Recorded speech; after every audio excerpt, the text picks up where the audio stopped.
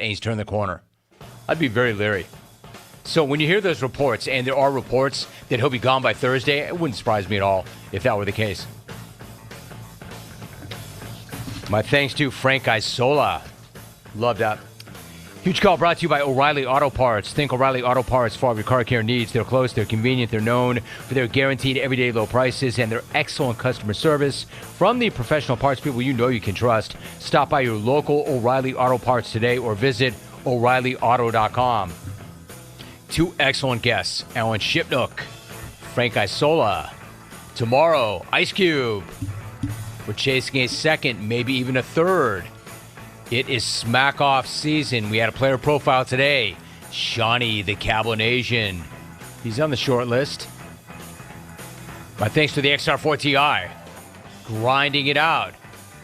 I'd call it the dog days of summer, but it's not. It's smack-off season. Except for Savage, who left that dude from Frisco on hold for 2 hours. Come on, Jack. Have a great day. See you tomorrow. We're out. Did you know 1 in 4 car batteries is weak and needs to be replaced? O'Reilly Auto Parts will test your battery free of charge. If your battery needs to be replaced, their professional parts people can help you find the right Superstar battery for your vehicle and budget. Make sure your vehicle is ready for summer driving by getting your battery tested for free today at your local O'Reilly Auto Parts. Think O'Reilly Auto Parts for all of your car care needs. Get the parts and service you need fast from the professional parts people at O'Reilly Auto Parts. Now your ideas don't have to wait. Now they have everything they need to come to life. Dell Technologies and Intel are creating technology that loves ideas, loves expanding your business, evolving your passions. We push what technology can do, so great ideas can happen right now. Find out how to bring your ideas to life at Dell.com.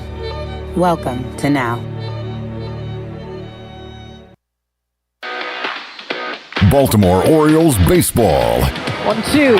Santander, hard ball off of the glove of Vladimir Guerrero Jr.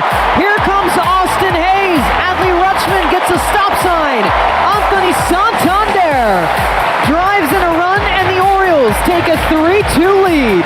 Catch all the action right here on Pirate Radio, the voice of the Pirate Nation. Serving those who serve is a lifelong mission, one that Budweiser supports with Folds of Honor. Together, they've been helping military families for over 13 years by funding life-changing scholarships. So join me in raising a Budweiser to raise funds for families for American heroes. Grab a case of Budweiser today at your favorite local retailer. Proudly distributed by Carolina Eagle Distributing, supporting our military veterans and the Pirate Nation since 1989. Enjoy responsibly. Copyright 2023, Anheuser-Busch, Budweiser, Lager Beer, St. Louis, Missouri.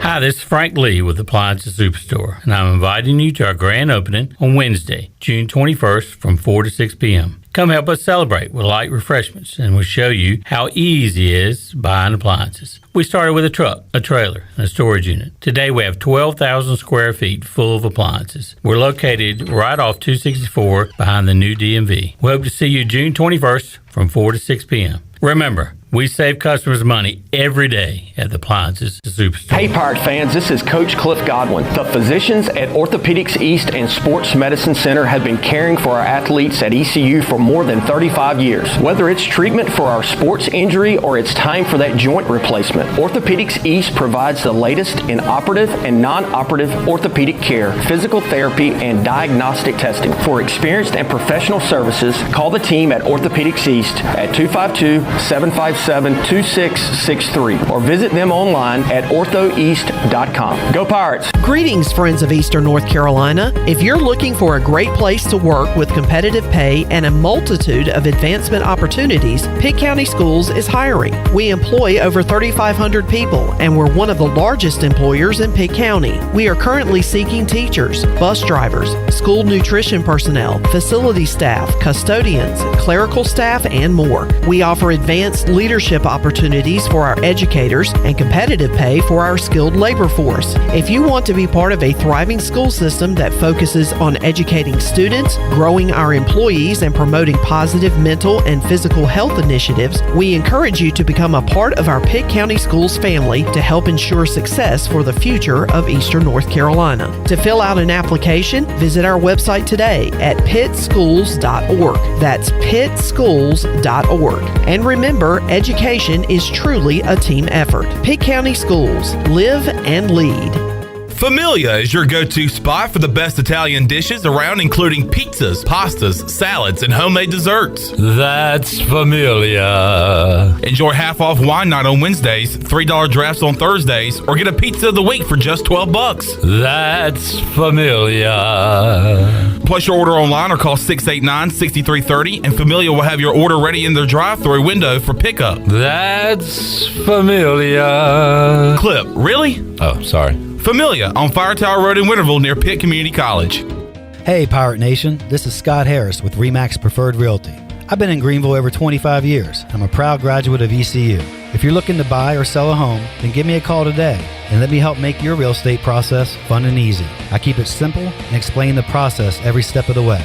My goals are your goals. There are no long-term contracts, and you always deal with me from start to finish. The right home starts with the right agent. Call me, Scott Harris, at 347-1857. Go Pirates!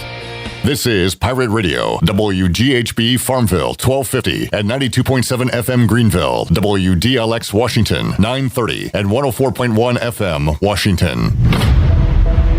Can you be quiet, please? Thank you. Welcome to Pirate Radio Live. Ty? Hi. Ty? Clip. Hey, man, good to see you, brother. He's a cool cat, man. Superstitious beers! Superstitious beers! I got a little taco meat on my chest. I grabbed a handful of lunch meat and shoved it down my teammate's throat. I'm a former long snapper. Booty, booty, booty, booty, booty everywhere! At the Burlington... I have no idea what the just happened. Did not flub at all. Can send it in. Now live from the Pirate Radio studios in the heart of the Pirate Nation, here is your host, Clip Brock. Welcome in to a Monday edition of Pirate Radio Live. Clip Brock here with you inside the Pirate Radio studios, coming to you today on Pirate Radio 92.7 FM in Greenville, 104.1 in Washington. You can find us on 1250, 930, online, pr927fm.com. And watch the show on Facebook Live and YouTube. And you can be a part of today's show by chiming in there and following along on our 3-hour journey. As, we got a ton of guests to get to today. A lot of great topics to hit, and we will do that for the next 3 hours. Coming up at about an hour from now, Lane Hoover, former Pirate outfielder, will join us as we recap his career, talk about his time at ECU, his final season, that final weekend series in Charlottesville, and everything in between with Big Hoove, one of our favorites. Looking forward to catching up with Lane about an hour from now. Also in hour number 2, Brian Bailey will join us on the Pirate Radio Live line. We'll talk to Double B about everything going on here locally and beyond in the world of sports. And in hour number 3, got some Pirate greats. ECU Hall of Famer Marcus Crandell and former Pirate running back Jerris McPhail will join us here on the program. Got that coming your way in hour number 3. Chandler Honeycutt is here, intern Joey, the big dog Glenn Griffin. Ellerbe is to my left, and Ellerbe, we are awaiting the arrival of Ashley Bleau, owner of the Sensation boat, as the Big Rock Blue Marlin tournament has come and gone, and a little controversy to wrap it up, and we're going to talk about that with Ashley Bleau coming up here in just a moment. Yeah, I've known Ashley for a long time, and he is the new owner of the Sensation boat, and the Big Rock Blue Marlin tournament kind of going national with the news of his boat bringing in a 619-pound Blue Marlin late on Saturday, and that, of course, that fish has been disqualified, and Sushi was declared the winner. So we'll get the story from Ashley himself of what went down. They hooked up, I think, with about an hour left or less than an hour left in the competition. It took 6 hours to get that fish to the dock. So exciting story. We'll hear the full version of it. What's going on today? What is the latest?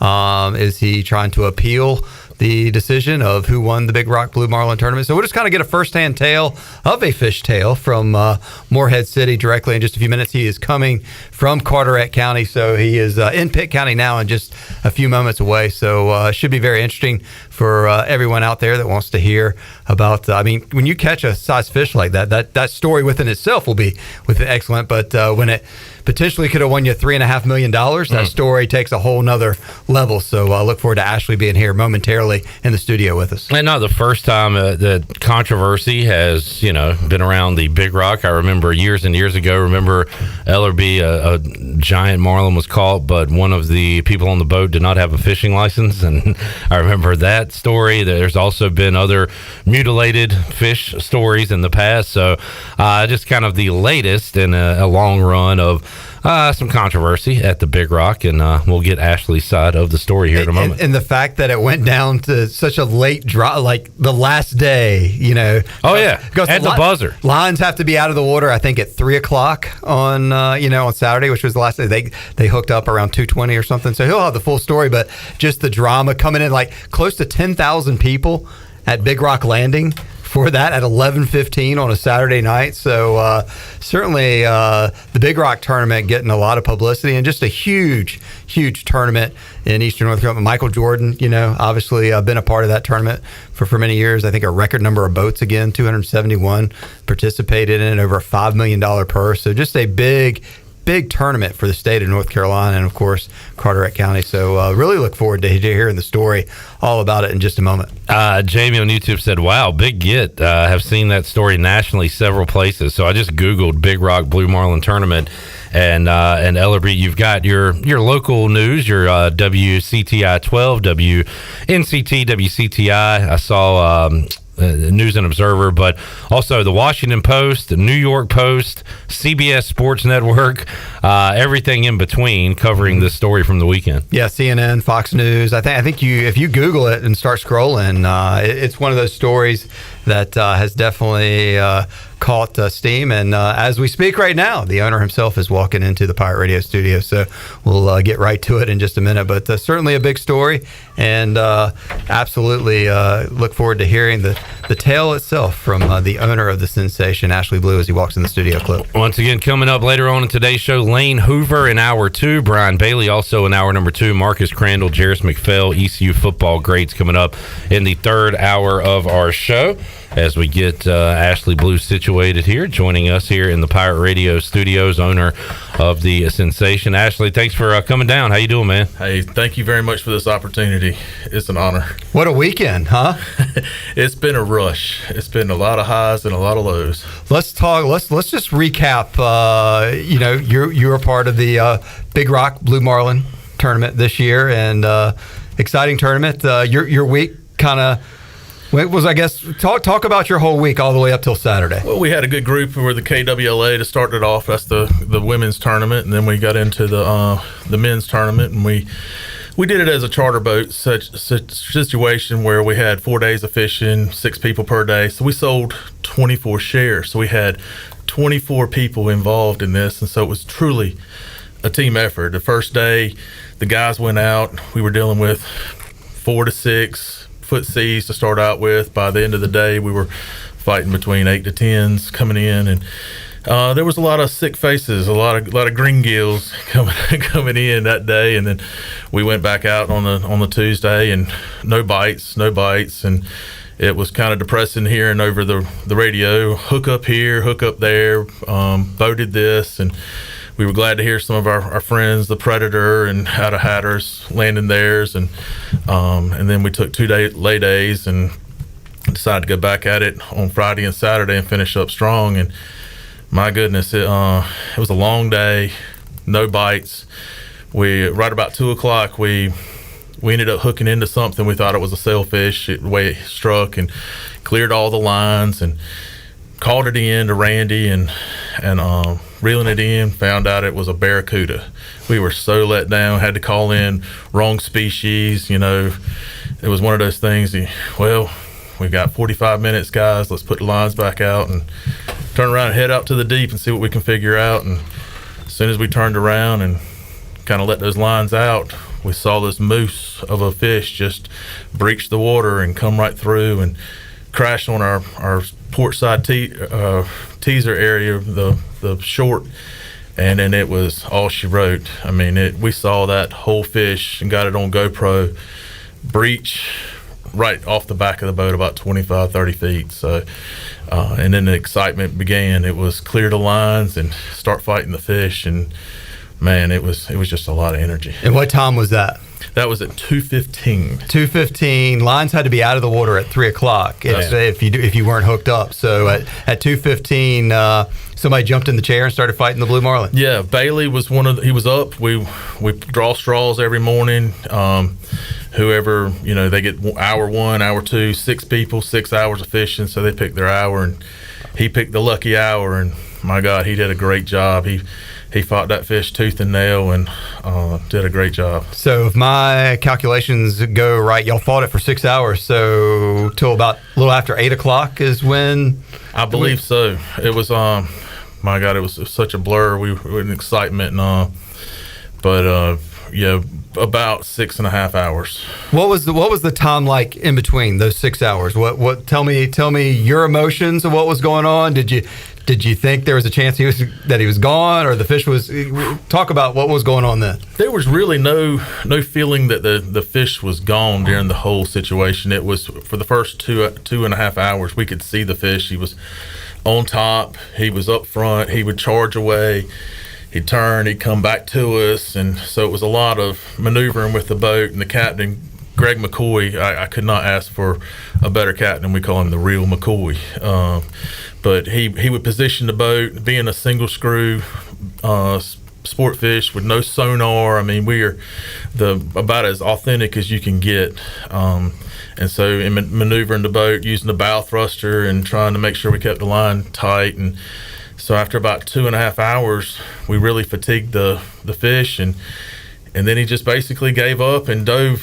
When they go to dive, they'll dive deep. And so we were sitting there on my inReach, reaching out to Chasing Tails. I got to give them a mad shout out because they do all our gear and whatnot. And we were texting them to see how much we had just gotten that rod spooled up, and like how much top shot did you put on there, how much backing did you put on, trying to gauge how much line we actually had out there. And they got back with us pretty quick and told us we had basically about 400 yards of line on there, and we were down to where we could see the metal. And when it dove deep, I mean, that was pretty much over. I mean, the fish had basically given up. But it's one thing to give up on the surface. It's another thing to give up about 900 feet down. When you're in this battle trying to boat that fish, are you aware of other animals out there that might be lurking? And we'll get to that part of the story. But did you know that maybe other fish were nearby, sharks per se? We didn't see a single thing. There was right towards, I would say probably hour 4. The only thing we saw was a couple dolphins that were off to our starboard, and that's the only sea life we saw, period. So I don't, given the situation with what's been going on with the question of the bite or this or the damage to the fish, it's honestly superficial. The way the rules are written, it's mainly to talk about, what would be a damage to the fish that would be an advantage for the angler. There is no advantage. If anything, it's on the contrary, it's a disadvantage, because most people, the rules written to be able to protect the integrity of the tournament, for people to do malice things to increase their weight, not necessarily take weight away. So, and honestly, it was less than the size of my hand, and it was very superficial. It wasn't something like he lost his tail or a dorsal fin or something like that. So to say that it was a detriment to our ability to bring it in, it was an advantage for us to bring it in, it was not. Ashley Bleau, the owner of the Sensation, on the show today, Pirate Radio Live. Ashley, let's talk about and get everybody up to speed. All right, so you fought the fish, and then the process of the very end. You mentioned that everybody knows that the fish was mutilated or had some damage to it. That was part of the story of why you guys were disqualified and not declared the winner. We'll get to that story more in just a minute. But did you bring when the fish was close to the boat? Did y'all boat it at that point, or is that what? Tell us the process before you started coming in. Absolutely. Well, as soon as the fish, we got to the leader, when it gets into the reel, the fish is within sight, and it was getting very, very dark out, and so Scooter, which is my mate, excellent guy, does a great job, and thank goodness he did everything right with the tackle. Reached over the side and saw the bill come up out of the water, and he reached down and grabbed him by the bill, and he was tail wrapped around the back, and so the rest of the crew pushed the door open around the rear. Scooter pushed the bill down. The next guy grabbed the bill, pulled it forward just far enough for the head to come in, and I took the little mahi gaff and shoved it right down the throat and gaffed him from the inside, and we pulled him right on the boat. So, and that had to be exciting. Oh my goodness, it just erupted. It was an honor to be able to radio into Randy off of the boat that he built. Randy Ramsey built the sensation, to say that Jarrett Bay's hole number 1 boated the fish. So the fish is on the boat, and then I guess that's at that point you got to take some time to celebrate and enjoy the moment, and then know that that you radioed him. And then there's this swell of excitement for the Big Rock now, and not just for you guys on the boat, but a lot of people are excited to wait to see what's going on. Yes, it's just everybody was taking pictures. I've got several pictures. I'll be happy to give them to you, and would love for y'all to have the videos. I haven't given the videos to anybody else, and I would really love for y'all to be the ones to be able to put those out there. And the celebration, I was up in the bridge. I went up there and started taking pictures of all the crew, the fish, and everything. And it wasn't until I got back later on that night to realize I didn't even get a picture of myself in there. Have to Photoshop yourself in. Did you notice the fish was damaged at all after some of the celebration and stuff? Honestly, with a fish that weighs that big of in that small amount of a cockpit, when we got him onto the boat, and you can see in the picture, his tail is still hanging out of the boat. And so, honestly, we pulled him up as far as we could get him in the boat. We weren't really able to maneuver to flip him over or anything. We took a length on him. He was 114 inches, and then the girth going around him was about 64 inches, which on the chart showed us that it was going to be over 600 pounds. And so we sent that in to Randy so that he would know, to let the crowd know that what we were bringing in was worth sticking around for. So you had no idea that it could turn out the way it did when you're bringing it in. I'll show videos. It's on our Facebook feed, Sensation Sportfishing. We were listening to Tina Turner, rolling, rolling on the river. Yeah, we were just having a blast, and there was. God bless little Scooter. He had already spent his money. In his mind, he was buying his grandparents' trailer park. He had already capitalized on that. So I don't know. The financial impact of that, because you guys would have won $3.5 million. How does the split go? Because you said, I guess you had 24 shares sold. So how, like Scooter, I guess break us down. What would have happened with that $3.5 million? Typically, in dealing with charter boat tournament fishing, 30% goes to the boat and 70% goes to the shareholders. And the way that I divvy it up with my guys is the captain gets 10%, the mate gets 10%, and the owner gets 10%. Then the other 24 shares of the 70 is split equally amongst them, and it's kind of a different concept. Not many people, do that type of share. It's normally, I'm going to charter your whole boat and we're going to put X amount of people on there, but we just wanted it to be affordable, and we wanted to have a good time most of all. What was the feeling like coming down the Morehead City waterfront, getting ready to back up into Big Rock Landing and weigh that fish that you already know is over 600 pounds? So you're still ready to hoist the trophy and just to have that euphoric moment, I guess. I can only put it in words of the energy, the the community down there, the way that they wrapped their arms around us, there was over 10,000 people, in my opinion, between the port all the way to Big Rock Landing, and everybody was cheering, everybody was whistling. There were my fellow charter boat owners and crews right on the bow of their boats next to our slip, which is right there in between Jack's Bar and Southern Salt. The gas docks, Southern Salt, I mean, just to back in there, I don't care if I get another $1. You can't put money on the feeling that you had coming that 15 minutes of coming down that waterfront and seeing that many people there being part of something that's so much bigger than I am. Ashley Bleau joining us here inside the Pirate Radio studios. So you dock, you get ready for the celebration. Like, take us through that. When you, how does it all happen where you're weighing the fish and then people start to look at it? What happened at that point? That was when I started feeling like stuff was kind of going a little sideways. I was up in the bridge, and Greg already went down, my captain, and was kind of trying to help with maneuvering and everything. And I just saw two of the judges kind of come down and start whispering to each other, and they weren't handing the rope down. And I was like, hold on. And I was, taking video of everybody, and I finally went down and I said, look, guys, what's going on? And they're like, well, what happened here? And I said, well, I don't know. This is the first time I really noticed that. And the judge says, well, it looks like a shark bit it. And I'm like, I don't know what, this is the fish that we caught. It was dark. We brought it on board. We brought it here. That's all we know.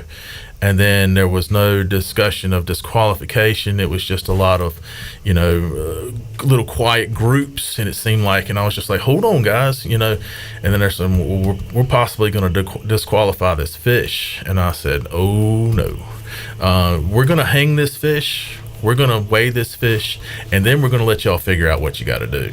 I was like, there's 271 boats that are sitting here in limbo, us being one of them, and the sushi as well. And it's not right to all these people that came out here to be part of this, to turn around and just say, go home, kind of like the presidential election. We'll figure out, how bad we got messed over tomorrow morning. It's just one of those things that we need to do the right thing going forward, and that would be to hang this fish, take the pictures. You shouldn't rob us the ability to do what's right for our families, the team members, and everybody else, my mechanic, everybody, the whole team. So they did, after deliberating for a while, finally weigh the fish, and it came in at 219 pounds. 600. No, I'm sorry. Yeah. You were cutting yourself 400 pounds. But so you were on cloud nine. You just talked about that moment that was priceless. Cloud nine to when you start seeing the whispers to everything, then you're down there, then your feet are grounded again.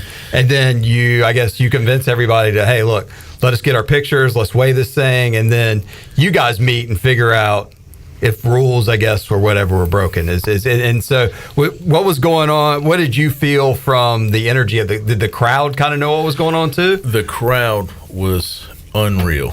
It was just like being in Ficklin and we had just won, a championship. It was just unreal.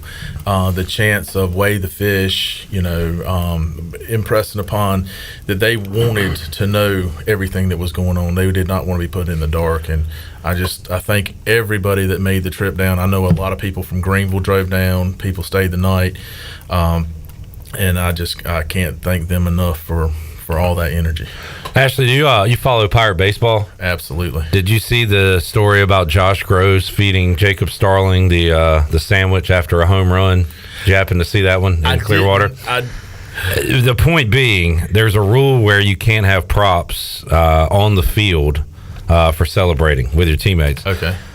Jacob Starling gets a home run. Josh Groves has a little bit of a Jersey Mike sandwich left. Feeds him the sandwich as he's walking into the dugout. Josh Groves gets ejected because it's a prop on the field. Oh. I thought about that this weekend because there is a rule in place for mutilated fish and what you're talking about, but first of all, whether the rule's dumb or not, that's kind of another topic, but it's almost like are you focusing on the rule a little too much? Like, do you feel like there's a gray area? I mean, how do you feel about the rule itself and how it was permitted here in this case? I think the rule, honestly, is outdated. It probably, as any rule, they have them because it had caused an issue in the past. I think in this day and time right now, we've got more of a prevalent shark population. We've got more sophisticated, gear to be able to work with. But in a nutshell, I think that the rule needs to be done away with, period. Not just for my behalf, but in the past 3 years, this rule has come into effect in a negative way twice already. And so if anything good that comes out of this, if we can just get, remove that rule for going forward, it seems very odd to me that we're using IGFA standards for mutilation, but we're not using IGF standards for anything else. We can hand off the rod to people, which is against the rules. We can hand line, which is against the rules. And there's several other instances that are against AGFI that seem to be in the tolerance for big rock. Why are we just utilizing this one that seems to be very outdated and very controversial? Ashley Bleau from the Sensation, the owner, in studio with us. Ashley, you got a few minutes. We'll take a break and then come back and get everybody caught up to speed with where the Big Rock stands today, what your conversations were like after that moment of you got your fish weighed, you got some pictures, and we'll wrap up the story of that, and then what you've been up to the last 24, 48 hours on Sunday and Monday after the Big Rock. Thanks for coming by today. We'll have more of your story in just a few minutes. Ashley Bleau will join us. Got Lane Hoover, Brian Bailey, Marcus Crandell, Jerris McPhail still to go. Big Monday edition of Pirate Radio Live. More after this. So unsure as I take your hand and lead you to the dance floor. When you walk through the doors of Villa Verde, you'll experience the sights, sounds, and smells of authentic Dominican flavors. This is Jay from Villa Verde, inviting you to come by this summer and try one of our amazing empanadas, our famous red snappers, grouper bites, seafood paella, Cuban sandwiches, and much, much more. Relax on the patio with a fresh mojito or a cold beer while enjoying one of our out-of-this-world desserts, like our rum pineapple cake or our famous tres leches. Villa Verde on 10th Street, a platform for good, and a proud supporter of the Pirate Nation. O's fans, City Connect uniforms are here. Baltimore is stamped proudly and fearlessly across the chest, and the uniform is the first in MLB to feature design on the inside, a colorful pattern that represents Baltimore's diverse neighborhoods. On the inside, you notice it's colorful, vibrant, and quirky, just like Baltimore. The B on the cap shows love to our city. See them on field every Friday home game. Grab tickets at Orioles.com. With merch available at the Orioles team store. You can't clip these wings. Hey Pirate Nation, this is proud ECU graduate and former baseball player Brandon Manning inviting you to join my team at Farm Bureau Insurance. Right now is a good time to review your coverage with a local trusted agent like me. I will make myself available before or after business hours, and my clients always have my cell phone number if they need anything. From home, auto, or life, give me a call today and let's talk about your insurance coverage and about the Pirates. Call 531-1812 and go Pirates! North Carolina State Parks invites you to enjoy camping your way. With the weather changing, booking your own cabin is the perfect solution for your camping getaway. Reserve campsites or cabins today at Jones Lake, Goose Creek, and Cliffs of the Neuse. Whether you enjoy traditional camping or air-conditioned cabins that can be rented with Wi-Fi, your next adventure can include hiking, beautiful scenery, and sunsets by the campfire. For information on booking a cabin, visit ncparks.gov. Pepsi Zero Sugar has a new, better flavor. A Zero Sugar Cola has never tasted this good. But we don't expect you to take our word for it, so we're putting it to the test. Starting with me. Cue the fireworks. We have an official best Zero Sugar ever. It's delicious, it's refreshing, and it's so good you'll need to try it for yourself. Pepsi Zero Sugar. Zero never tasted so good. That's what I like. Happy 100th anniversary to Minji's Bottling Group. Congratulations on 100 years of refreshing Eastern North Carolina. Hey, Pirate Nation. Lindsay Gray here with Carolina Caliber. In 1960, my granddaddy started his firearm business right here in Eastern NC. still family owned and operated, we have the area's largest selection for outdoor shooting sports and accessories and are one of the nation's top firearm dealers. At Carolina Caliber, we have everything you need from hunting, home defense, and personal protection, including a wide variety for ladies and youth. We buy, sell, and trade. It's a time-honored tradition. Visit us at Carolina Caliber on Fire Tower Road in Winterville. For the latest from the world of golf, tune in every Saturday morning from 8 to 10 for the Golf Shop Radio Show, presented by PlayGolfMyrtleBeach.com, the golf capital of the world. Hosts Mark Greenhelch and Matt Blanchard talk golf from tee to green and everything in between. If you like golf, you're going to love Golf Shop Radio. Before you tee up, drop on in. Welcome to the Golf Shop. This is Talbot Green with Integrity Home Mortgage. Are you ready and pre-approved if the home you want to purchase comes for sale today? Integrity Home Mortgage offers a wide variety of programs ranging from conventional, government, and portfolio loans, plus construction and lot loans. Our team of Talbot Green, Braxton Green, and Joanne Weir offers over 50 years of experience. To get started, call me, Braxton Green, at 526-8260. Braxton Green, NMLS 222-3878. For informational purposes only, Integrity Home Mortgage Corporation is an equal housing lender, NMLS 208516. This is Mike Houston, head football coach at East Carolina University, and you're listening to Pirate Radio, the voice of the Pirate Nation.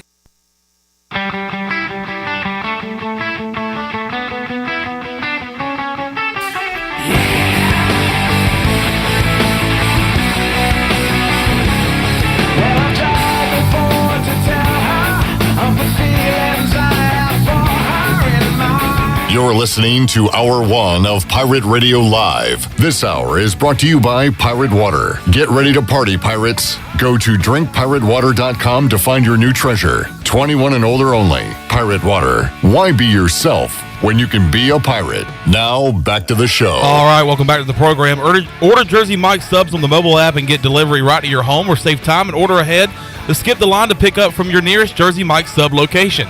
Jersey Mike's a sub above. Now let's head back into PRL. Here's your host, Clip Brock. All right, Chandler Honeycutt doing audio duties for Shirley Rhodes this week. We got intern Joey on the video side of things. Glenn Griffin's here, Ellerbe, and we're joined by the owner of the sensation, Ashley Bleau. Quick update on the Buccaneer Music Hall scoreboard presented by Dub Bucks.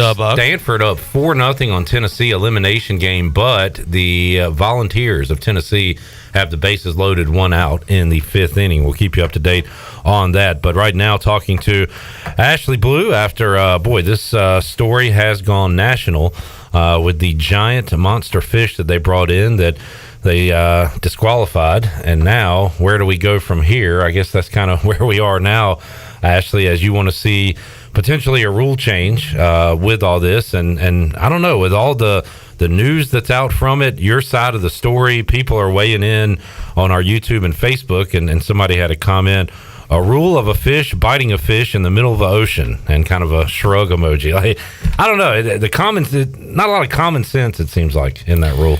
It doesn't seem that way at all. I mean, in this day and time, there's so many things that can give us a competitive advantage, but a fish biting another fish is not. Were you aware of the rule? I mean, all week, or was it kind of one of those things that when was the rule brought to your? When you thought disqualification was going to be an issue?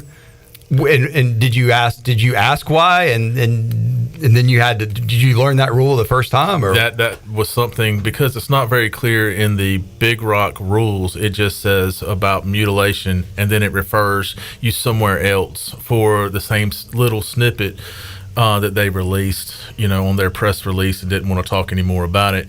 What people don't realize is, in reading the full rule, there's the reason. There's 3 dots behind the rule. There's a lot more to it. There's different interpretations that this is strictly for a record-breaking fish, that it's only applicable. It's about as clear as mud, and everybody thinks it's black and white, and it's not. So let's talk about Saturday. So they start saying, "Hey, look, we're going to disqualify the fish." Tell us about what was the rest of your Saturday night like? Well, we kind of put it together. Got back on the boat and enjoyed seeing a lot of people, and the cheers from the crowd just gave us, a great uplifting. We left with the opportunity of, hey, the review board's going to review this tonight or early in the morning, and there was still hope in being able to. What hope did you have? I mean, what percentage? Because you went coming down the Moorhead waterfront, you talked about like that moment that you were getting ready to like have the Tom Brady hoist the Super Bowl trophy moment. To like, what was your hope? What percentage did you think you were going to be a winner after you left the docks? It was kind of a toss-up 50-50 because I had not read the full, what they kept reciting to the crowd, and so I didn't have the rule book right there in front of me. They just kept giving, rule number 23, and there was nothing really else given based on mutilation, and I think the crowd felt the same way because they were like, what mutilation? It seems to be just a very superficial wound and whatnot. So we got back in the boat, and I felt like I had a fighting chance, and I felt like they kept coming up to me and saying, you want this review, you want this. And honestly, and it's kind of hard for me to kind of put in words, but I felt like there was hope there. But after coming through the whole gauntlet of it, I knew that they had made their decision that night. So you were working with Big Rock officials, I guess. How many Big Rock officials were you working with that were telling you what the process was going to be? And who else was advising you on? Was anybody helping you? Were any other fishermen, any other people that weren't on your team helping you out? Roger Crow was the attorney that kept pushing for a lie detector that night, and I applaud him and Emery, which is the president of the Big Rock. They were the two that I mainly worked with, and super great people. They wanted to go ahead and get the lie detector test done that night. Honestly, by the time we got back to our slip, we had maneuvered, and obviously there's a lot of people in that canal and that creek, and so getting back into our slip with a single screw motor is a bit challenging, and that's not for the weak. And so we backed in, and there must have been 300 people at our slip, there to congratulate us, buy T-shirts and hats and stuff like that. And so we had some champagne on the top to kind of celebrate that I had put on the boat early on, kind of left over from the KWLA, and Greg shook it up and sprayed the crowd and then took a swig, and I was like, ho, we can't take a lie detector test with alcohol in our breath. So I had to explain that to Emery and Roger, and so they were very receptive. I gave them our SD cards of the fish being caught. Everything that I had, I gave them. And all your videos and pictures and everything. Y'all took the lie detector test that Saturday night? We took the lie detector test that following Sunday, and kind of the only thing that really clued me in that they had already made their decision the night before, that it was basically a bit superficial, the lie detector test and stuff like that, was because I was on the phone with my attorney, Steve Weeks, and Greg McCoy, my captain, and he had not taken the lie detector test yet. And I had walked into Grumpy's for breakfast with my wife, and not 2 minutes after I got off the phone with them, I got a phone call from Roger and Emery telling me that they were going to disqualify the fish and move forward, and the lie detector test apparently hadn't even been administered. So that's your Sunday. You get the official, I guess, bad news, and then what's next for Ashley Bleau and the sensation after that news? Well, I'm gonna hold my head high. I got to experience some of the best things on a bucket list that most people don't. A lot of diehard, a lot better fishermen than I am that never got to experience this, and so for me, it's to continue doing charters, providing great opportunities for people. I'm going to continue working with the Big Rock on trying to get some resolution. I think between Roger Crow and Steve Weeks, I think that they'll be able to figure out arbitration-wise where everything lies legally. I'm out of it as far as that. Right now, I mean, you mentioned you have an attorney. I mean, is there, I guess there's active litigation, or are y'all just in talks, or what is the official terminology of where you are with this? There is a process. The North Carolina, I think I'm horrible at this, but it's in the rule book. There's a measure that we've got to take, and we've given notice. I handed Randy Ramsey a protest on the morning of before the awards, he acknowledged it and showed it to the fellow board members, and they acknowledged it, and they've done exactly what they're supposed to do. I hold them in high regard, and they're doing their due diligence as well. But they've got 5 days to basically come to some kind of resolution. If it doesn't, it goes to an arbitrator, and we're prepared to do whatever we've got to. You weren't declared the winner. You got disqualified. What is your ultimate goal, and what are your hopes for after 5 days in this arbitration? What do you want to see what happen? Your best case scenario? Well, best case scenario would be found that the fish was a valid fish to be presented and weighed and to win the tournament.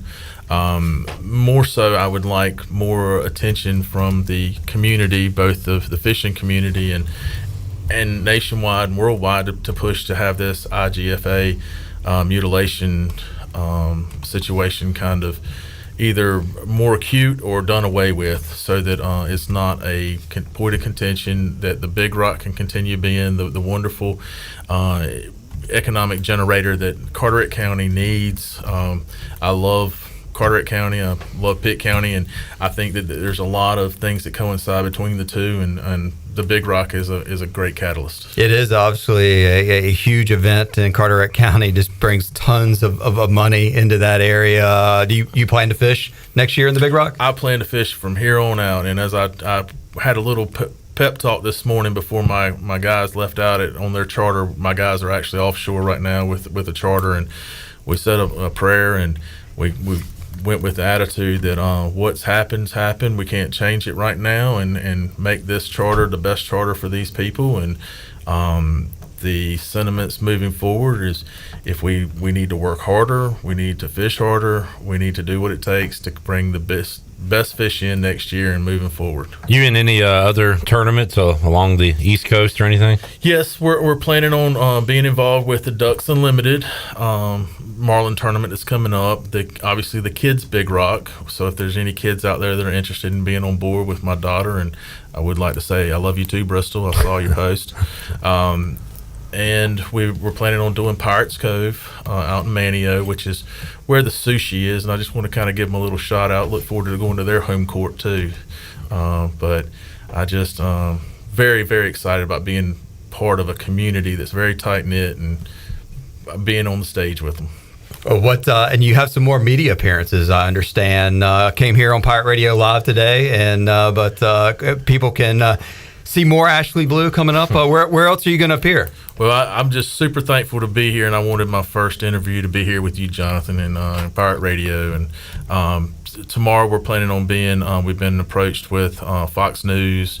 We'll be on Fox and Friends? Fox and Friends, yes, in the morning. And there's a few other podcasts and stuff that they're asking me to be on, and so we just want to bring as much awareness to the issue.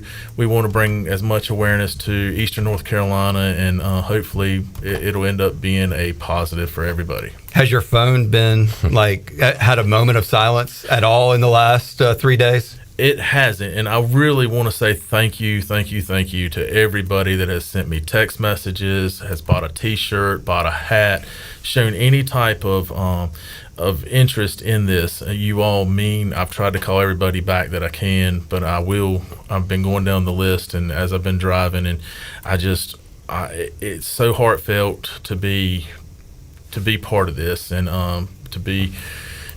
People reaching out, hey, look, I know you feel you really won, or you're the people's champion and stuff like that. That type of stuff just makes you feel good that you're doing the right thing. Is there any last word you want to leave listeners, viewers watching Ashley Bleau from the Sensation here today? Yes, please come visit us. Check us out on Facebook. Hit like and follow us. And if you're interested in going offshore fishing and having a great time, please check us out on www.sensationsportfishing.com. Thank you, guys. What an exciting weekend it was. Unfortunately, not the exact results you got, but a moment in a lifetime that you'll never forget of coming down that Morehead City waterfront. And thanks for coming on and sharing your story. We'll continue to follow and see how it all plays out. And I know people will, when they see this boat, the Sensation now, it may not be in the record books, but it'll always be remembered as a boat that made some noise in the 2023 Big Rock tournament. Absolutely. Thanks, Ashley. Enjoyed it, man. Ashley Bleau joining us today here on Pirate Radio Live. We'll take a break, come back. More to go. Hour 1, big hour 2 on tap with former ECU outfielder Lane Hoover and Double B Brian Bailey. All that and more is ahead on Pirate Radio Live. Back with you after this.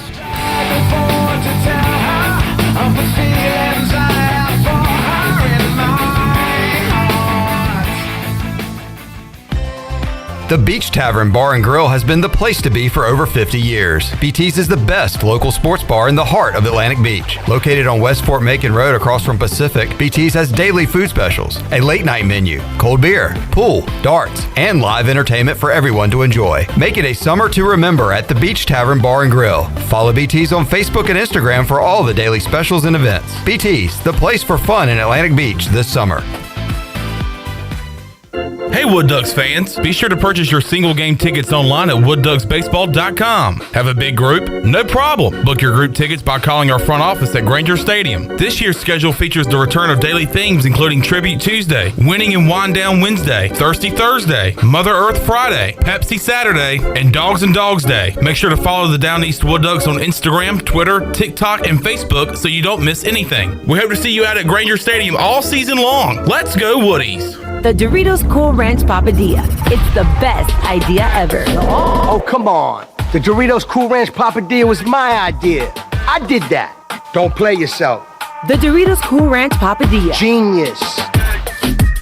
Hey Pirate fans, Papa John's is the MVP move for game day or any day. Place your order online at papajohns.com and sign up for Papa Rewards. Papa John's, better ingredients, better pizza. Go Pirates!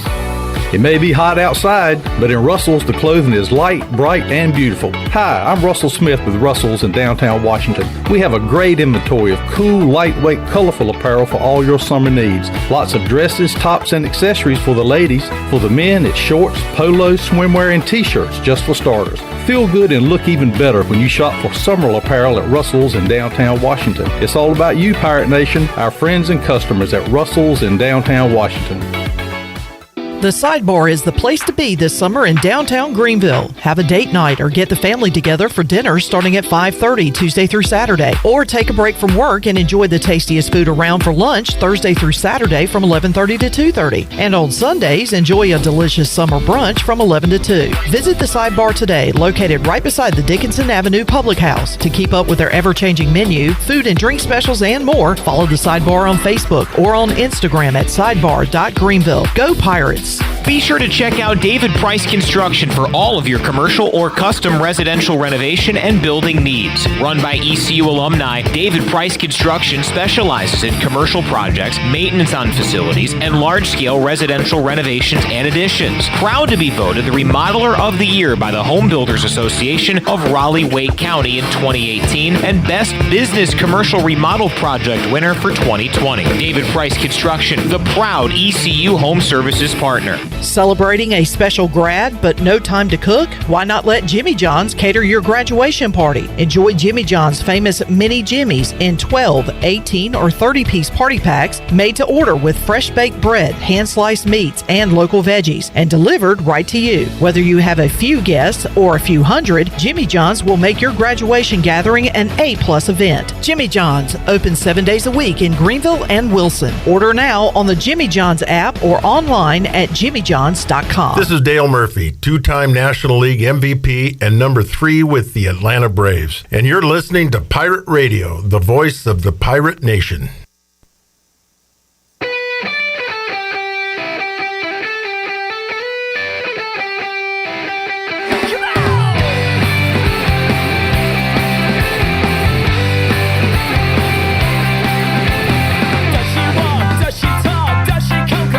You're listening to Hour 1 of Pirate Radio Live. This hour is brought to you by Pirate Water. Get ready to party, pirates. Go to drinkpiratewater.com to find your new treasure. 21 and older only. Pirate Water. Why be yourself when you can be a pirate? Now, back to the show. All right, welcome back to the program. Do you need custom t-shirts, apparel, or promotional items for your business, organization, or event? Keep it local, print it local with University Sportswear. Contact them today at universitysportswearenc.com, the official sportswear provider of Pirate Radio. And by the way, Frank Lee at the Appliances Superstore is inviting you to their grand opening this Wednesday, June 21st from 4 to 6 p.m. Come help them celebrate with light refreshments. And Frank and his team will also show you how they make buying appliances easy. They started with a truck, a trailer, and a storage unit. Today they have 12,000 square feet full of appliances, which is located right off of 264 behind the new DMV. They hope to see you June 21st, this Wednesday,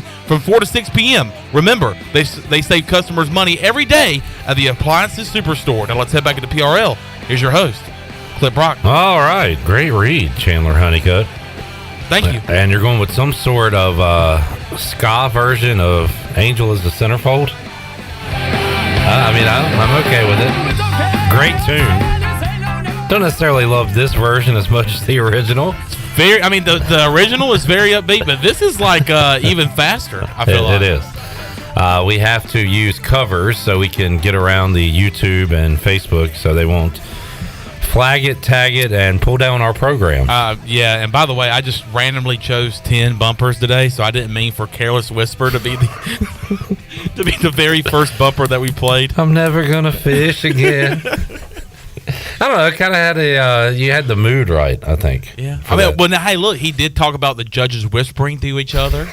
When they brought the fish in. And, Tell you what, people are interested in that. We got a lot of folks tuning in, chiming in. I saw at least 160 on YouTube. I think we got to a little bit over 100 on Facebook. So, very, very popular topic over the weekend and even today on Monday. And shout out to Ashley just for coming on and talking about it. Enjoyed the conversation, and I'll still kind of follow what happens from here. Will there be a rule change? Will there be any changes from the decision from the weekend? We'll keep you up to date on that as well. All right, Rocky Top. You'll always be. Home sweet home to me. They're wearing the smoky grays today, and they are rallying. They have the bases juiced, and they've added 4 runs since our last update. It is 4-4 between the Cardinal and the Volunteers as they play an elimination game in Omaha. So what a rally for Tennessee. They still have bases loaded, 2 outs now, as Stanford has made the call to the bullpen. Yeah, and as the College World Series goes on, I think back to last night. I really, really was pulling for Oral Roberts as hard as I could last night. They found themselves down, but to them, that's nothing. A streak ended for the Eagles last night. I believe the stat that I saw was 7 straight games where they trailed by 3 or more runs. They were able to come back and win those games. That's nuts. Unfortunately, that did not happen last night as Florida gets the win over Oral Roberts. Awesome one tonight. LSU and Wake Forest, 2 powers going at it in Omaha. Wake Forest has looked unbeatable, well, throughout the regular season, but specifically throughout this postseason. They are 53-10. They will take on LSU coming up tonight, 7 o'clock. That's going to be a H of an atmosphere in Omaha. No doubt about it. It was very cool to see Wake Forest back in their first College World Series game since 1955. And back where I'm from, in the Saylorburg-Roseboro area, there's actually 2 gentlemen that are no longer with us. But I actually went to school with both their grandchildren.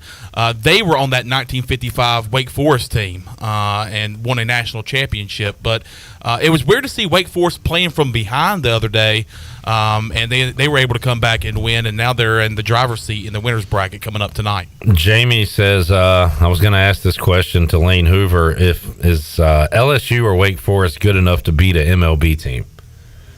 No. I mean, on a given day, maybe, but no. And I hate these conversations, too, especially with, like, football. Oh, football all the time. Like, when Cleveland was so bad, talking about Alabama. Could Alabama beat Cleveland?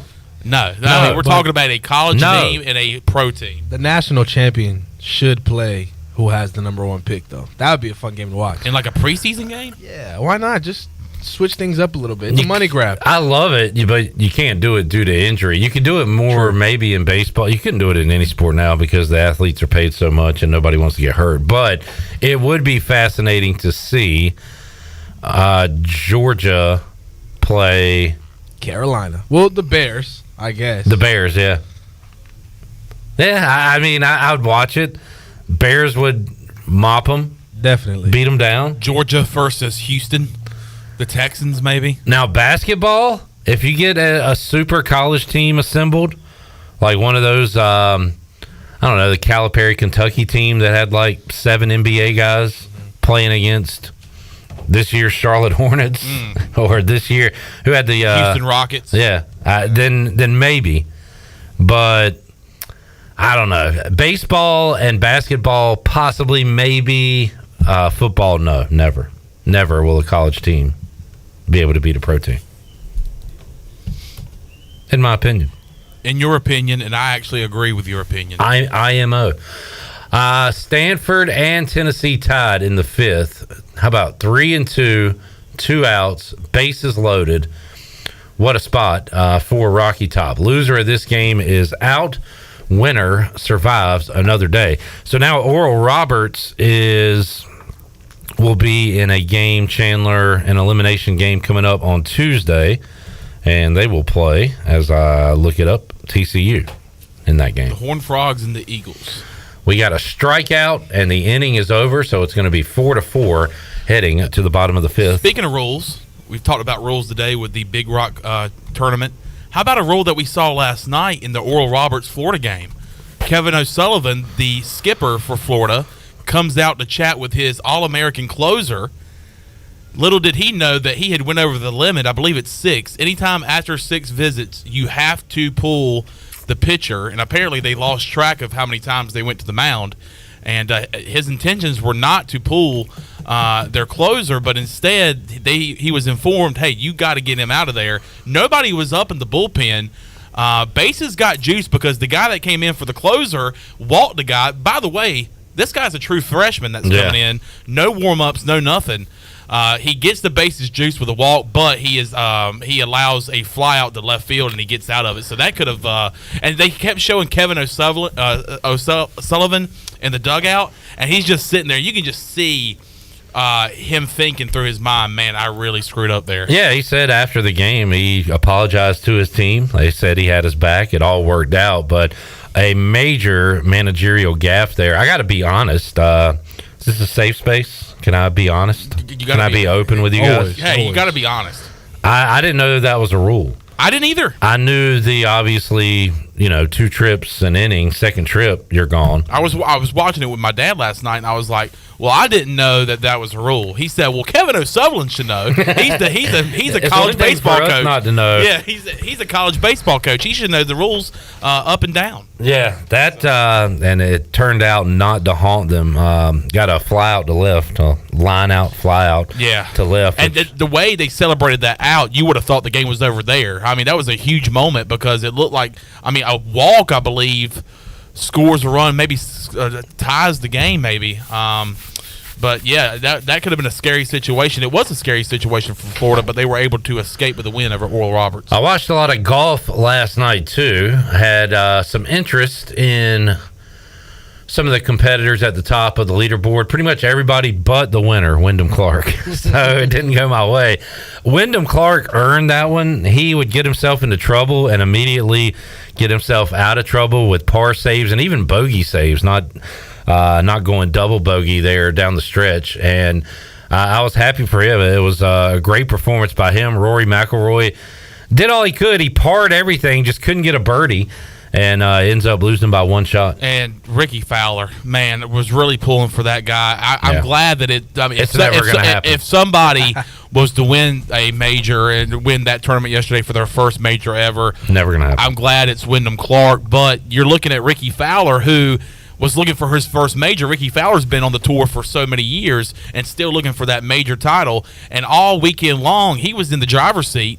And then the past couple of days, he slipped, and I believe it ended up finishing 3rd or 4th. And but it was Wyndham Clark who lost his mother while he was in college at Oklahoma State. Ended up transferring to Oregon to finish out his college career. He's been on the tour. Actually, this is his 2nd win this year. I believe he was the winner of the Wells Fargo tournament in Charlotte earlier this year. So this is the 2nd win, definitely the biggest win as he wins the U.S. Open, his first major in his career. All right, let's take a break. Mike P., trust me, I had that tweet ready to go in the arsenal. Mike P. says, come on, Clip, his name isn't Loosdom Clark. Oh, trust me, Mike P., I had it ready. But his name is Wyndham, not Loosdom. Jamie says, is it bad that I like this lineup I see right now as the best PRL lineup? Joey, Chandler, Clip. Are we the big three? We are the big three. Now, which big three are we? Because there's several in NBA history. Which one are we? You gotta give me a role that's not that important though. Like I don't know. Are we like Bosh, Wade, LeBron? No. I'm gonna say Chandler's Paul Pierce because he hired a girl for the day. Got you. I'll be KG because I'm fake tough. And anything's possible. And you'll be Ray Allen because you send questionable DMs to girls. Okay. Do you know We'll that? run with it. Do you remember that story? Oh, yeah. Yes, I do. That was off the cuff. Maybe we could be a different big three. I like it, though. I just hope Shirley Rhodes isn't listening. She might get her feelings hurt. Yeah. We won't bring this up when Shirley's back next week. Absolutely not. Lane Hoover joins us on the other side. More to go. Pirate Radio Live on a Monday. Back with you after this.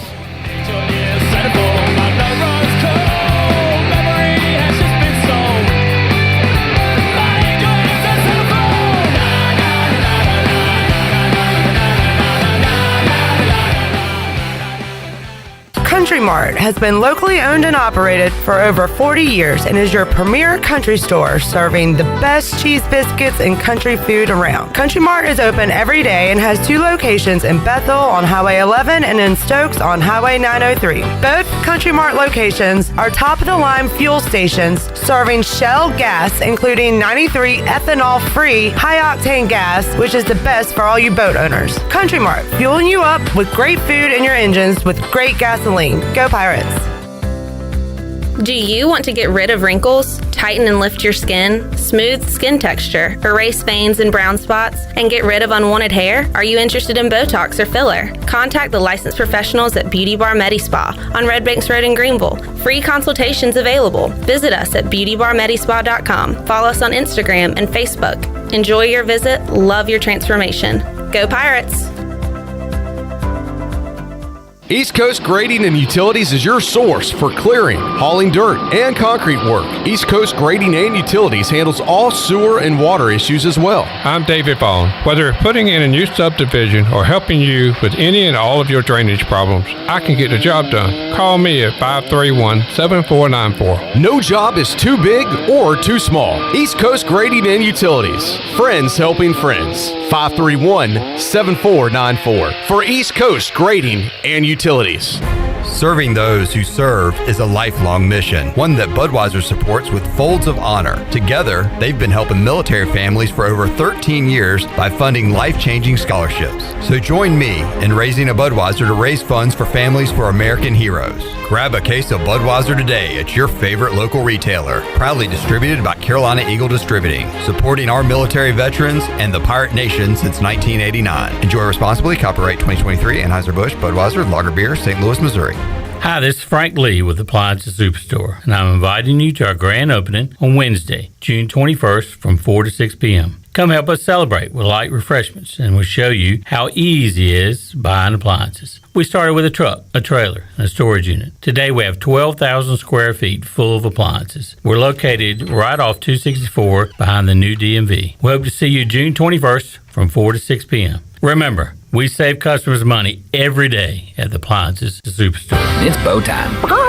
Sometimes the craving for Bojangles Supremes is so strong you just gotta have them. Even when your gas tank is on empty and Bojangles is still 10 miles down the highway.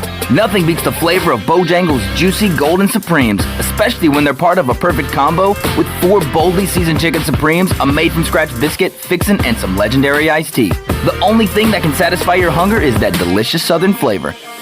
So when the craving is supreme, put the pedal to the metal. It's bow time. With over 30 locations across North Carolina and southeastern Virginia, Quality Equipment is your local John Deere dealer, where you'll find everything you need for your next project. Our complete lineup of John Deere lawn and garden, agricultural, and commercial worksite equipment comes with years of experience, expertise, and dedication. We know what it takes to get it done right. Stop by today or visit us online at qualityequip.com. Do you need custom t-shirts, apparel, or promotional items for your business, organization, or event? Keep it local and print it local with University Sportswear. University Sportswear is your one-stop shop to help promote your business and always provide superior customer service. No matter what apparel you need for your team or customers, University Sportswear can make it happen. Visit universitysportswearenc.com for contact information. University Sportswear, the official sportswear provider of Pirate Radio. Go Pirates! This is Pirate Radio, WGHB Farmville, 1250 and 92.7 FM Greenville, WDLX Washington, 930 and 104.1 FM Washington.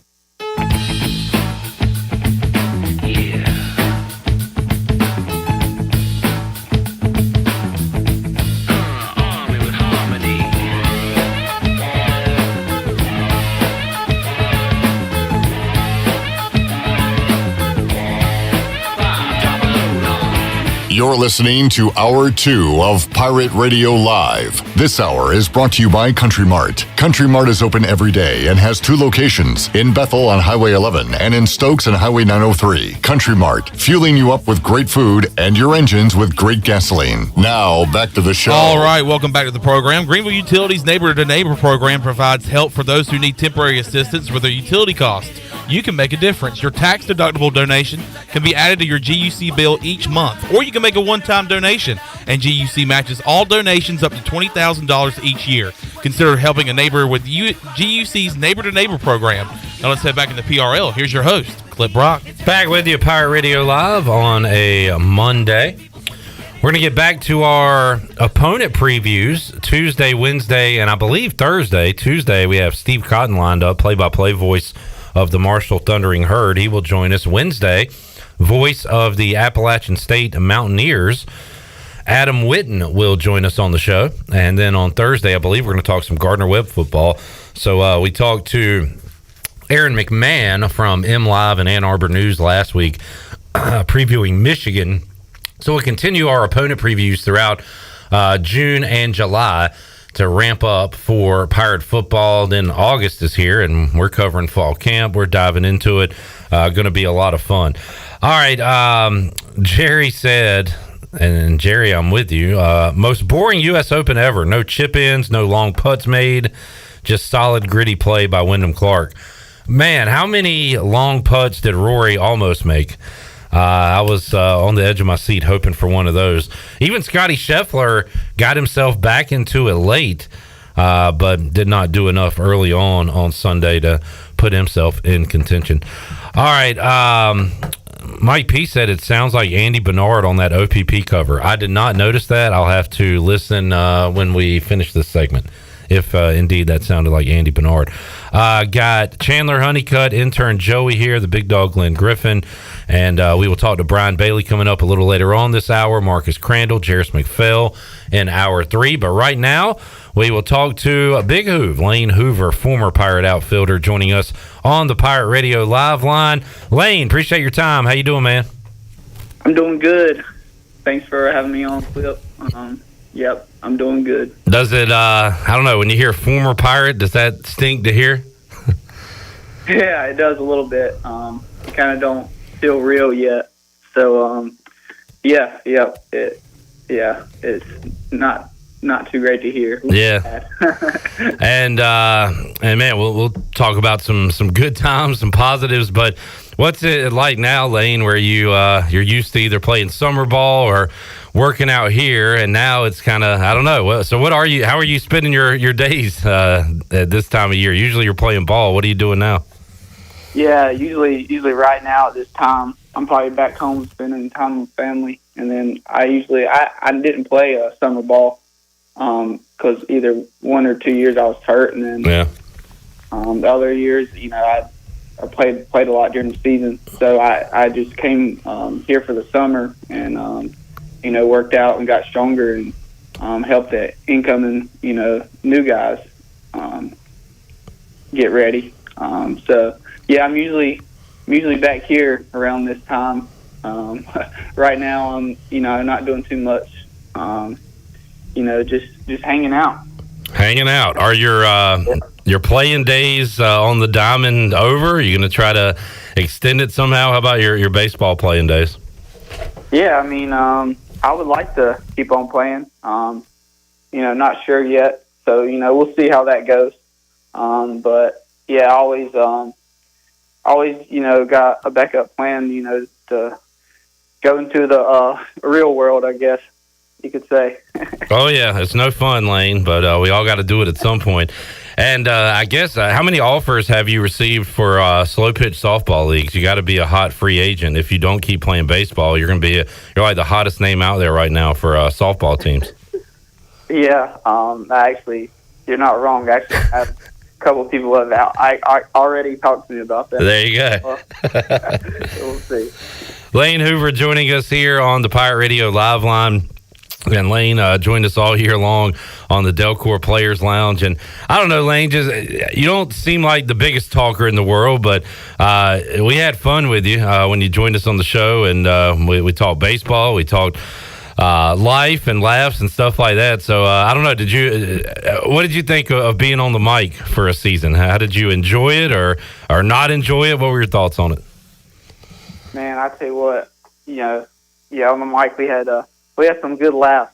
We had some good times on there. I really enjoyed it. I really appreciate the opportunity of being on there and letting people hear about all the games and my story and things like that, and just having a good time talking about all the sports. And even all the foods you could think of, and some memories. No doubt. Lane Hoover joining us. Well, Lane, you really capped off your career in a positive and in a good way in Charlottesville. And first of all, let's talk about the home run you brought back. You're probably still angry you didn't catch the ball, but you kind of Dikembe Mutombo'd. You blocked it from going out of the yard. And how about that play? And again, you look angry afterwards, but it was a huge play to rob a home run. How about that play? Yeah, I was really wanting to catch that one. Off the bat, I actually thought it was gone, and then the way the wind was blowing, I was like, oh, I got a chance at this, and I had it in my glove, I believe, and that metal fence behind the wall, my glove, I believe, hit that and knocked the ball right out of my glove. But them are the ones I think I can catch. I know it's a very, very tough play, but I expect a lot out of myself, and I wish I would have caught that, but that's the way it goes. How about an awkward play in the outfield? Ball hit the center. Riley Johnson flies into the wall, couldn't make the catch, and he kind of sits there, and we're watching it on television, saying, "Hey, get the ball! Somebody, where's Hoover? Where we get the ball?" But you guys knew that was a home run. I don't think. One problem, Lane, you didn't know this at the time, but the TV announcers were not in the stadium, so there was a lot of confusion. Riley Johnson was called your name. He was called Jacob Jenkins' coward name. There was a lot of confusion. But on that particular play, did you know it was a home run, and that's why nobody went after the ball, I guess? Yeah, for a second there, I was thinking back to when I think last year I was watching a Braves game. I think it was in the playoffs. I can't remember. And Ronald Acuna Jr. I'm a big Braves fan, as you know. Yeah. They hit a ball in the center, and I think they did the same thing, hit off the wall, though. And Acuna and Wright just stood there, and I was like, what are you doing? They hit the ball, and I was thinking to myself, man, I just did the same thing, but I was like, but I knew it was gone. Could hear it off the batter's eye. The batter's eye was wood. Yeah. And it went like 3 feet above it too. It had been a really tough play. And you could just hear the sound, the way it hit off of it, and obviously I could see it. And it was gone. But that's what I was thinking back to Kuna's play. Yeah. Last year. Yeah.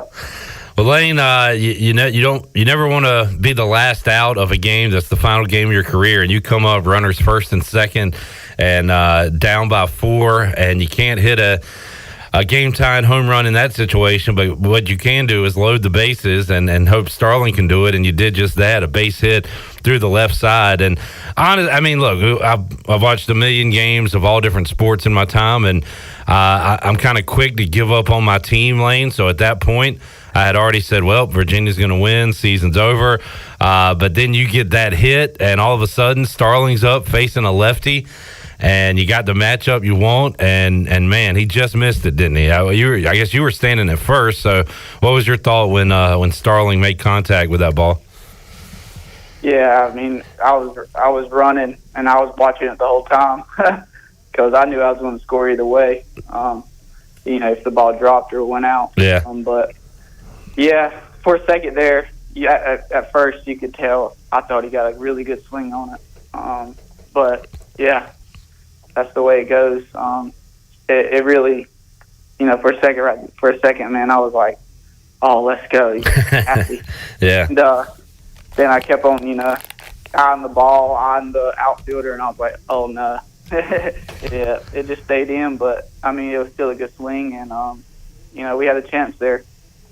And I've enjoyed talking. You talked to Moylan, talked to Groves, talked to Cliff Godwin, JC. All you guys kind of leave Charlottesville with your heads held high. I mean, 2 great performances against Oklahoma, beating up on that team twice. And then, man, those 2 Virginia games were really good ball games. You had the 2-1 game. They could have gone either way. And then it was, a game for a while. Virginia extended the lead that Sunday night, but you guys were able to make a rally. So really, 2 dominant efforts by the Pirates and then 2 good games that just didn't go your way. Is that kind of how you look at it? Yeah, I mean, it felt like 2 number 1 seeds, go against each other. That's really what it felt like. Virginia is really good, and I thought we were really good too. But that's the way it goes. And but yeah, it felt like we went out of it no matter what. Because I knew that team, our team is really good, and the way we came back all year. I mean, it was it's actually very, very very cool to see the way we came back in many games. But yeah, it was really good atmosphere, and it did feel like 2 number 1 seeds going at it though.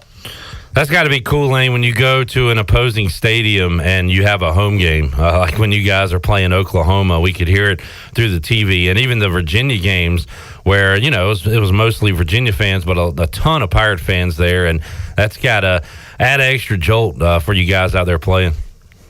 Yeah, it does. I mean, you had the jungle out there in left field, which is really cool to see. You don't have that nowhere else, especially at an opposing stadium, and then people on the other side of the stadium. You could really hear the Pirate fans, and it was really really cool to see. Especially both fans going back and forth. It was really cool. Lane Hoover joining us, Pirate Radio Live Line, Delcor Players Lounge, as we wrap up the season in his career with Lane, and have enjoyed talking to him all season long. Lane, what was that? Cliff Godwin said that you guys were rested up when it came to the Charlottesville Regional, despite playing all those games in Clearwater. He said you had enough time to kind of get your arms and legs and everything right. But, man, what was that grind like down in Florida where you first of all, you're playing like extra inning games. You're playing games that were interrupted by weather, so you're out there for 7-8 hours or whatever. You lose that first one. You got to fight your way out of the losers bracket. Man, that was a grind for you guys. What was that like day in, day out down in Florida? Yeah, I mean, down in Florida, I mean, we gave it all that we had. Especially there's a stat about there was no team to come out of the losers bracket ever and make it to the championship game. That's really impressive. I mean, we was just grinding. We know that we were a really good team, and we just had to put that first game behind us and just move on from there. But yeah, it was it was wearing us out a little bit just because we had to play double.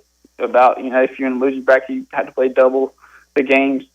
But man, I was just proud of the team, the way we came back after that first game. It was really really good to see, and we kind of doing that all year really.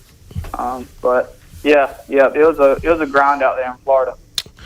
Lane, let's talk about some of your favorites, and we'll start with your favorite at bat, your favorite hit. What was your favorite hit in the ECU uniform? Oh man. Well, I will say the last hit in my career was really cool. But I would say individually, my favorite hit was the one, my home run at Clark LeClaire, the day my grandpa passed. Yeah, that was I think he had passed 1 hour before I hit that home run. And, man, it was just crazy.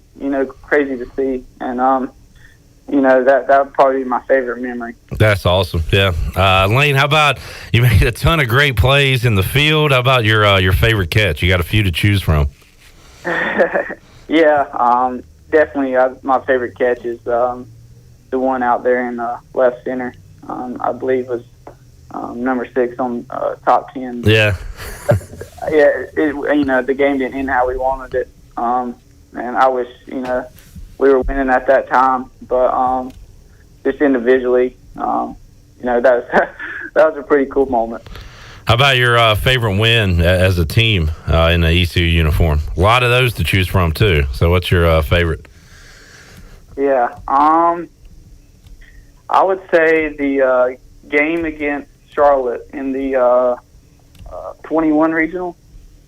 That was, it was a very loud atmosphere at Clark LeClaire, and we were down, I know, by 3 runs or so coming into the 8th inning, and the way we came back right there, that's probably one of my favorite games.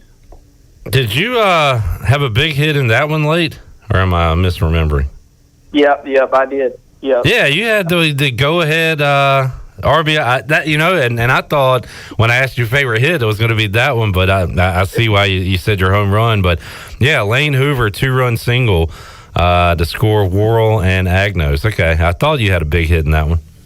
It's in the top 3. And, man, that was loud. About loudest moments, that one had to be up there. Man, yeah, it did. That one and the Super Regional against Texas was probably the loudest I've ever heard Clark LeClaire. Definitely. Lane, how about run-ins with Cliff? You seem like the kind of guy that Cliff probably wouldn't have to get on much, but did he get on you ever during your years here? Not really. I had our times, when I would, slack some, but no, I'll tell you what, we didn't really run into each other much. Well, I think that says a lot about how you kind of go about your business and work, I guess. Yeah. Yep. I respect him so much that, I'm not ever gonna, I don't want to talk to him in a, bad way, and what he has done for me, I'm very thankful for it. So, him giving me the chance to play ECU, I'm just thankful for that. And, for that reason, I've always, played hard and respected him.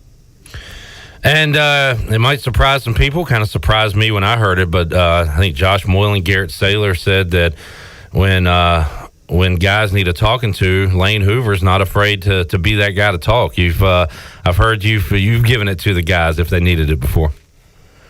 Yeah, I've had to do that, a few times, and it's just because I really cared, and I don't do it much, but yeah, when I do, I mean it, so and I feel like guys can will listen to me.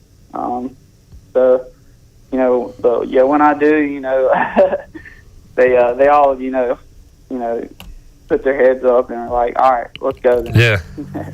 Lane Hoover joining us, Pirate Radio Live Line, and Lane, been awesome to follow your career, and I think you've said quite a bit during this conversation and past conversations, but if Cliff Godwin said, Lane, I want you to talk to this recruit and tell him why he should be a Pirate, how would you put that into words? Why somebody should come play baseball here in Greenville?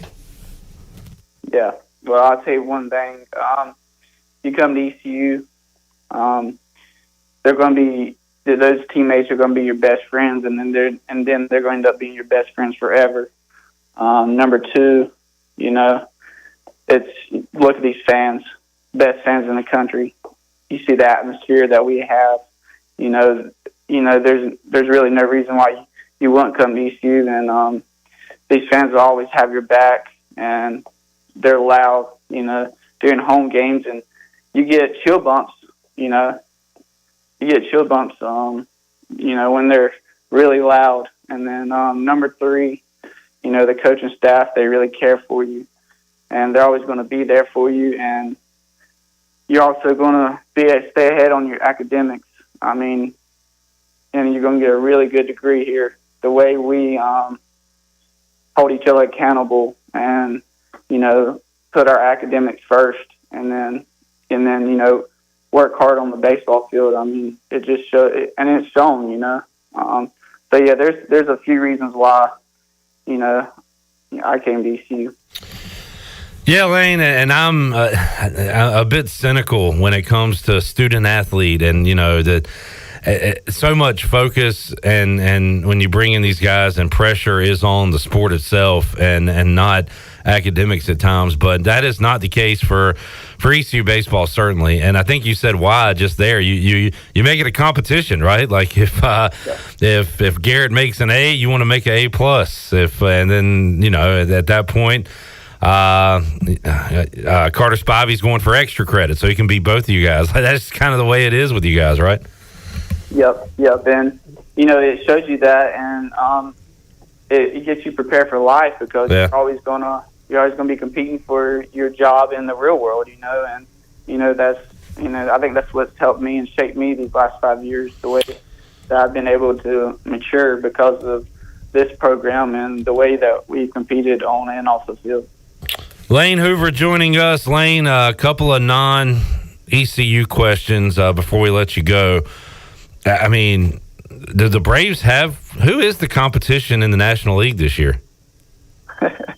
Man, I'm still, I'm not really sure either. You know, maybe, looks like the Marlins are trying to heat up. I think they're top 10 in the power rankings this week. Yeah. But, I'm telling you what, we were the first team in NL to 40 wins.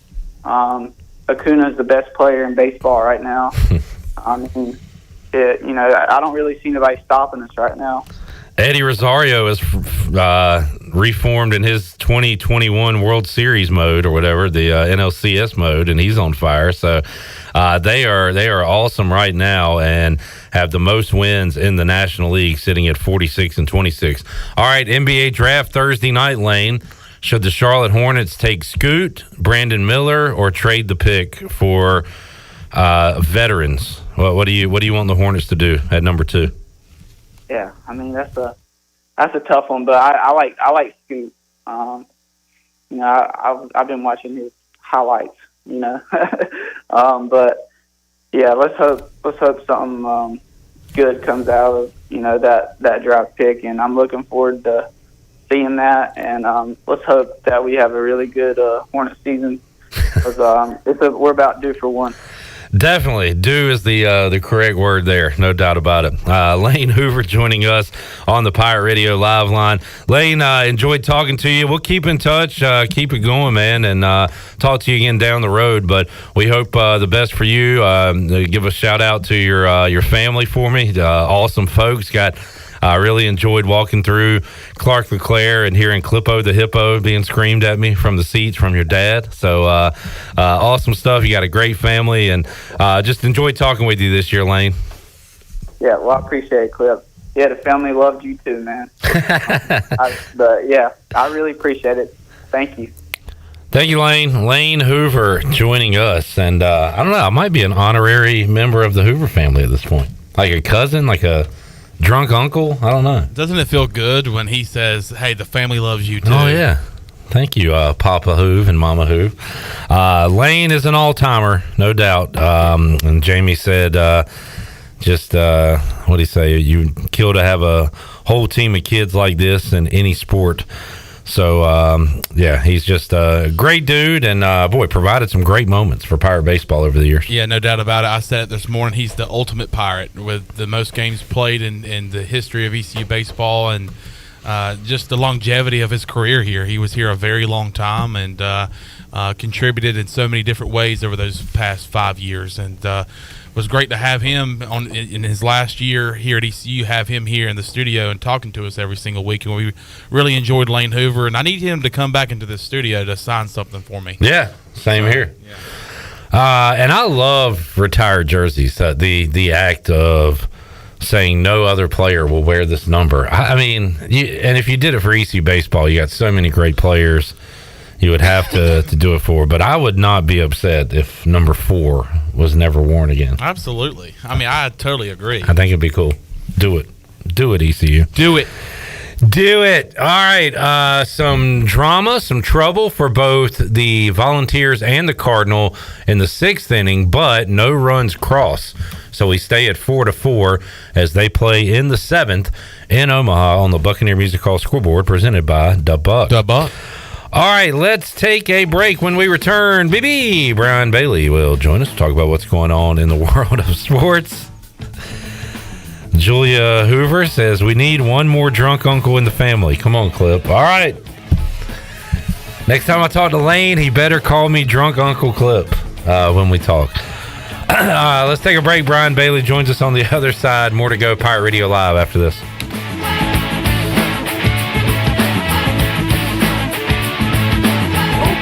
How can I explain it? I'll take it frame by frame it. Caviar on jumping, shall we singing it? O is for other, P is for people, scratch your temple. The last P, well, that's not that simple, huh? Here at Brown & Wood with Jeff Stein. It's summertime, and Jeff, you guys have a new car wash. We do. We put it in a brand new car wash just for the customer. So when you come in, get your vehicle serviced, we wash, dry, vacuum your car for free. It's state of the art, but free to the customer.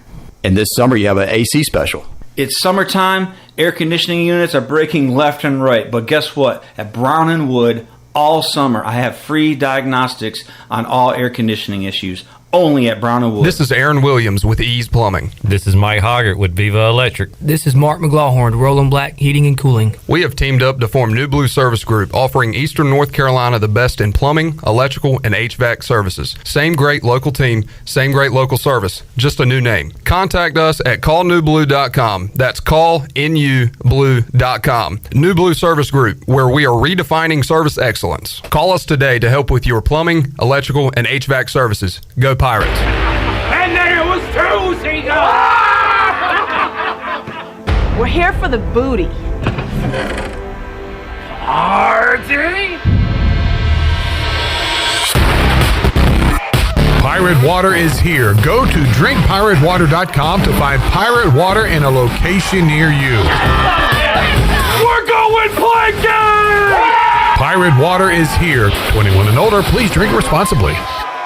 UBE and PirateWear.com are proud to offer the Pirate Nation its largest inventory of ECU merchandise and tailgate supplies ever. UBE has the best prices in town, so that makes UBE your one-stop shop for all things ECU. UBE does daily restocks of Champion, Adidas, and Under Armour. Don't forget to bring your young Pirates to plunder the Crow's Nest, which is the only kids store dedicated to ECU. Plenty of free parking in Uptown Greenville. Visit them online at PirateWear.com. Go Pirates! 360 Golf Carts is Pitt County's go-to shop for all things golf carts. They have easy-go, club car, and utility carts to choose from. Whether it's for the beach, riding around the neighborhood, or working in the yard, 360 Golf Carts has the perfect ride for you. If you have issues with your current cart, take it by the 360 shop for an expert's diagnosis. From parts to sales to service, 360 has you covered. They will even deliver right to you.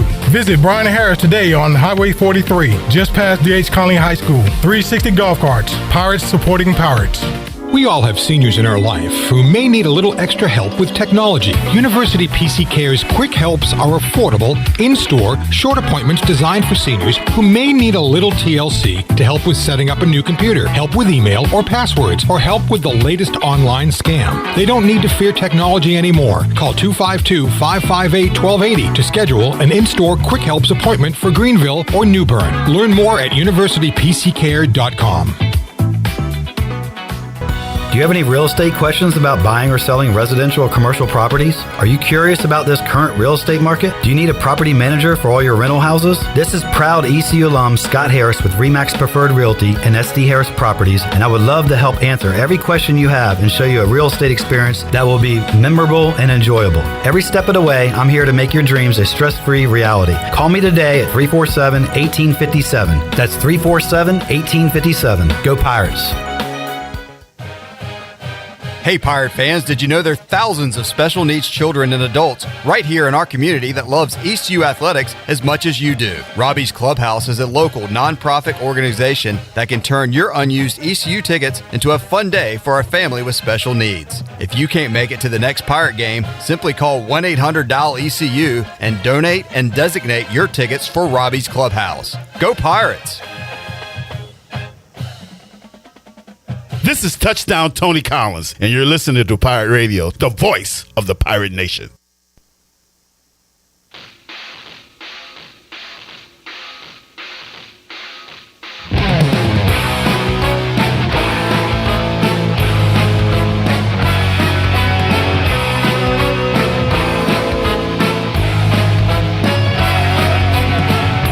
I walk along the city streets you used to walk. You're listening to Hour 2 of Pirate Radio Live. This hour is brought to you by Country Mart. Country Mart is open every day and has 2 locations, in Bethel on Highway 11 and in Stokes on Highway 903. Country Mart, fueling you up with great food and your engines with great gasoline. Now, back to the show. All right, welcome back to the program. Be sure to check out David Price Construction for all your commercial or custom residential renovation and building needs.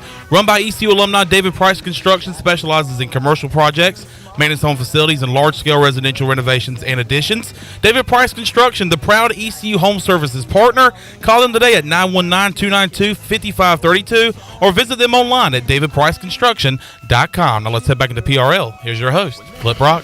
Back with you, Pirate Radio Live here on a Monday. Thanks to regular Pirate Radio listener, contributor Robert Matthews, who went to the Norfolk Tides game this weekend and got me a cool hat. What do I say? I love the tri-color hat with the white front with bill. the white base front. And boom, nailed it. I have to show this to Billy Weaver and make him jealous, old Norfolk Tides guy. But thank you, Robert, for that. Can't wait to rock it. All right, let's head out to the Pirate Radio Live line. Joining us on this Monday, Double B, Brian Bailey. Bailey, how you doing, man? Not too bad. How are you? Doing good. Man, hour 1, we talked to Ashley Bleau from the Sensation, the owner of the Sensation, and a lot of people are into that story. That story is everywhere. It's gone national now. In fact, he said he is going to be on Fox and Friends tomorrow, so he's going to be doing the interview car wash, and people are interested in this story. Nabbed a giant blue marlin, but was disqualified due to mutilation. And Bailey, that's a lot of the scuttlebutt going on right now from this year's Big Rock. Yeah, and you know, cut and dry, you look at the rule book, and maybe that's the case, but you kind of get the feeling that that's not how the rule was intended when you look at all the factors involved. But I'll tell you, man, Ashley did a great job with that interview that you guys did with him.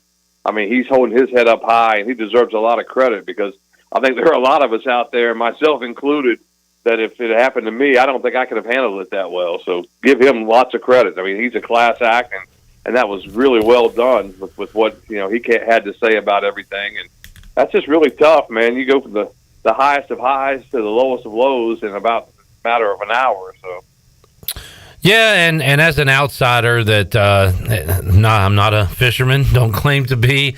Seems like the only time I hear Big Rock news, and we talk about it every year, but when it goes national or whatever, is in controversy, and it's happened a few times. Bailey, remember the year that the fisherman on the boat didn't have the proper fishing license and it got overturned or whatever, and we've had another mutilation story here in the past. So it's kind of a shame. That's kind of how the world and news works, that controversy sells, and that's why it's back in the news as much as it is this year.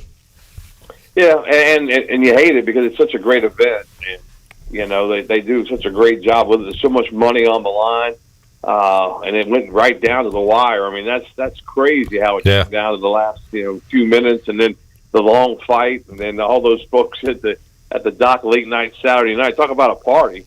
I mean, 10,000 of your closest friends right there at the Big Rock Landing, right there, waiting to see that fish and to see the weight. It's just it's a shame that it turned out like that. But again, I think Ashley did a great job with the interview, and I mean, he's holding his head up high, and you hope that karma, rewards him, and down the line maybe he'll come through with a big catch. No doubt. Brian Bailey joining us. Another person holding their head up high. We just talked to Lane Hoover, coming off his final game as a Pirate a couple weekends ago when they lost in the Charlottesville Regional. And Lane was able to get a base hit, extend that ninth inning, or that eighth inning, rather. And then Jacob Starling just missed, tying the game up with the grand slam. But Hoove, he's one of a kind. He's an all-timer, Bailey. He's Chandler called him Mr. Pirate, playing the most games ever in ECU history, and we're going to miss seeing him out there in the outfield. Yeah, and I remember the first year he was playing, and he was hurt late in the season, and he walked by me down in Florida in the dugout, and he walked by, and I was like, what's the bat boy doing over there? It was Lane Hoover. Yeah. I mean, but what a great Pirate. I heard you talking about his family, but just a great kid, great, interview through the years, and always had a smile on his face, and he just really, always respected the game so much, respected the Pirate way, and the Pirates are going to miss him, obviously. Great one coming up tonight in Omaha, Bailey, with LSU and Wake Forest. Great one going on right now as Tennessee is threatening one out, and they have a couple on. They are tied with Stanford in the 7th on the Buccaneer Music Hall, presented by the Buck. And we'll see if Wake Forest can remain invincible. They have been dominant, Bailey. They got a good LSU team tonight. How much are you following what's going on in Omaha? I've had a great time watching it. I was out. I had a little bug last week, so I was out a couple of days at the end of the week last week, and just had the crud like everybody seems to be having this June. And I had a chance just to sit around and watch games, and there were some good ones. I mean, it was fun to watch. And I think they have a betting line now of what hat Coach Whitfield will wear right behind home plate. You can actually go online and gamble on that to see what hat he wears for the next game. He's there every game, isn't he? I was going to bring that up, Bailey, and yes, folks every year talk about it, and then you have a new person popping up. Hey, who's the gentleman in the ECU hat? And it is George Whitfield. Do you know how that all got started, Bailey? How many years has he been there? How does he get that seat every year? Do you know the story behind that? No, and he talked about it. I was fortunate enough this past year. He has a Hall of Fame that he does for his baseball clinic, and he stuck to be into his Hall of Fame. Brian Bailey, Hall of Famer, joining us. I'm sorry I forgot to mention that, Bailey. That's okay, but it was awesome just to hear him talk. And he talked about the fact that his family says, "Hey, he's 85, he can't keep doing all this stuff, but he wants to keep doing it as long as he can." And he wasn't sure at the time if he was going to get back to Omaha, but he said he was going to keep going as long as he could. But he's got the best seat in the house, doesn't he? That he does, and man, it'd be awesome if he could see the Pirates play there one year at the College World Series, as Tennessee does scratch a run across, so they lead it now 5-4, 2 outs in the 7th inning, and they have a runner on third trying to add more. So we'll keep an eye on that one throughout the remainder of today's show. Bailey, we'll talk a little football. We got you here. Jamie says he's got a fake question and a real question. His fake question is, what game during the season will Cooper Rush come in for Dak Prescott? What week do you give that? What week? What week? Yeah, what week is he coming in? I hope never. Okay, there's that one. And now an ECU question. The fact the starter has not been named yet has to lead to Flynn being the starter. True or not true? He said normally a tenured quarterback would have been told it's his job by this point. I mean, it's open, and I don't know. What's your take on the ECU quarterback situation? As we still got a ways to go before fall camp, but it looks like that battle's going to keep going, right, Bailey? Yeah, I think so. I think that Flynn's done enough to keep his name right up there. Mason has all the tools, and it's just a matter of who runs the offense better when camp starts. And I think right now it could go either way. From what I've heard from people, what I've seen, what we saw in the spring game. I mean, Flynn does a good job with running the offense, and sometimes that's what it takes. But Garcia, as we've said, is a great kid, has all the tools, and I mean, he can absolutely spin it. So it's going to be a good fight when camp starts. Bailey, I saw that Michigan was a 34-point favorite when they lost to Appalachian State in 2007. 36-point favorite against ECU. I don't know if that's good, bad, doesn't matter at all, but very similar spreads going into that opening game. Yeah, it's kind of eerily similar, isn't it? Yeah. I think it's going to be a neat trip, a neat opportunity for East Carolina football. I mean, I think we're all looking forward to it. I think it's going to be an absolute blast, and that's one of the best teams in the country. I'm not sure how good was Michigan the year after State beat them. They weren't as ranked as high as they were. I actually looked that up too. They were 5th that year, Bailey. Were they? Yeah, and in one of the rankings I saw, they were 5th preseason when they lost. This year, they're probably going to be 2 or 3. Right? I was thinking, 1, 2, or 3. Row 1, 2, or 3. Yeah. Yeah. So very similar as well. Brian Bailey joining us, Pirate Radio Live Line. Bailey, how about over under 1.5 players that played on ECU last year will play in an NFL game this year, in a regular season game? Man, you got me on the draft. Same type question. That's right. Well, I got everybody, to be fair. Everybody said over and everybody was wrong. I guess my question is, does Keaton Mitchell get in? I texted with Isaiah Winstead, who he's with the Niners. He just got back home recently. So from what I understand, he's doing good, according to him. So that's awesome. Holton Ahlers in Seattle. And maybe some other opportunities with Ryan Jones, who I've seen some, stuff about. So you've got some players out there. Do you think we'll see more than one, play in an NFL game next year? I'm going to say under 1.5, just because I think one of those guys might break through, but I don't think it's the end of the world if some of those guys don't break through this year. I think a guy like a Holton Ahlers could, hang around, and I think we'll see a number of those guys in the preseason. I think we'll see a lot of Holton in the preseason. That's cool, right, too, Bailey? I mean, it seems like we've had, I don't know, maybe a bit of a drought when it comes to Pirates in the pros, but, man, if these guys can stick around and stay in, the training camp and things like that, preseason football is all of a sudden going to be a little more interesting if we got some Pirates involved. Exactly, and that's, we've talked about it since Holton signed on with Seattle. Right now he's the number 3 quarterback, and, that 3 quarterback gets a lot of work in the preseason. They want to see what that number 3 guy can do, and I think that's great for Holton, and I'm looking forward to seeing him play. BB, what you got coming up this week? WNCT Channel 9 Sports. You found anything to cover out there? No, we're still looking. That big fish is gone, so we don't have that anymore. So it'll be one of those quiet weeks in June and July, and then we'll get cranked up in August. We've spent a lot of time this time of year trying to work on things for the fall. So look at some music for Touchdown Friday, and look at some different ideas with our high school football show, and then getting ready for college football. I'm trying to weasel a way to go to the American Athletic Conference Media Days in Dallas coming up. So I thought you boycotted that since they're not serving you all that great seafood anymore. No, I figure they got something. So maybe some brisket or something. Yeah, maybe even better. Who knows? I'm sure they can find something to fatten me up even worse. Yes, sir. Hall of Famer Brian Bailey joining us today on Pirate Radio Live. BB, enjoyed it. We'll talk to you again soon, man. Sounds good. Take care. Happy Monday. All right. Same to you, sir. There is Brian Bailey. Tennessee gets another run across the board on either wild pitch or pass ball. It was spiked into the dirt. Catcher could not block it, so Tennessee gets another run across. They lead it 6-4 over the Cardinal as they play in the 7th.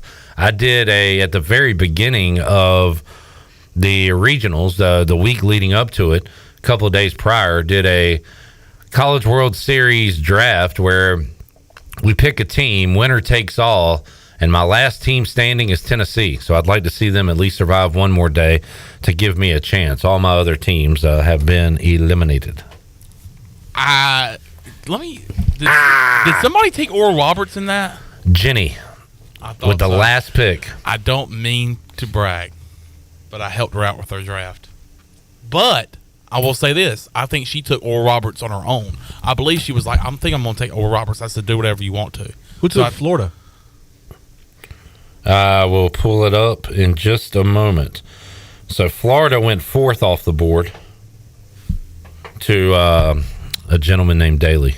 Okay, yeah. He won. Let's see who's still alive. So Jenny has LSU and Oral Roberts still left. Jenny also has TCU, so she's got the winner of TCU Oral Roberts advancing. Jenny killed this draft, and you're taking credit for that? Some of it. Let's see. Randall still has Wake Forest in. I have Tennessee. Who else is left? Jake has Stanford. So, yeah, we got a few people still alive. My picks of Arkansas, Texas, Auburn, East Carolina, Maryland fell up a little short for me this year. All right, let's take a break. We'll come back, wrap up hour number 2 of Pirate Radio Live, Big Hour 3 on tap, where you'll hear from Pirate legends Marcus Crandell and Jerris McPhail. More to go, PRL on a Monday. Back with you after this.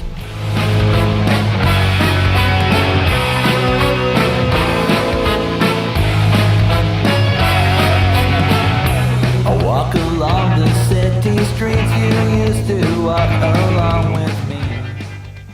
Did you know that it's illegal to dig without first calling 811? 811 is a free program that locates underground utilities, marking them with flags and paint lines so you know where not to dig. Accidentally digging into utility lines interrupts service and could seriously hurt you or someone else. If you know someone who's planning to dig, encourage them to call 811 at least 3 full working days before they dig. 811 is free, it's safe, and it's the law. This message is brought to you by Greenville Utilities and this station.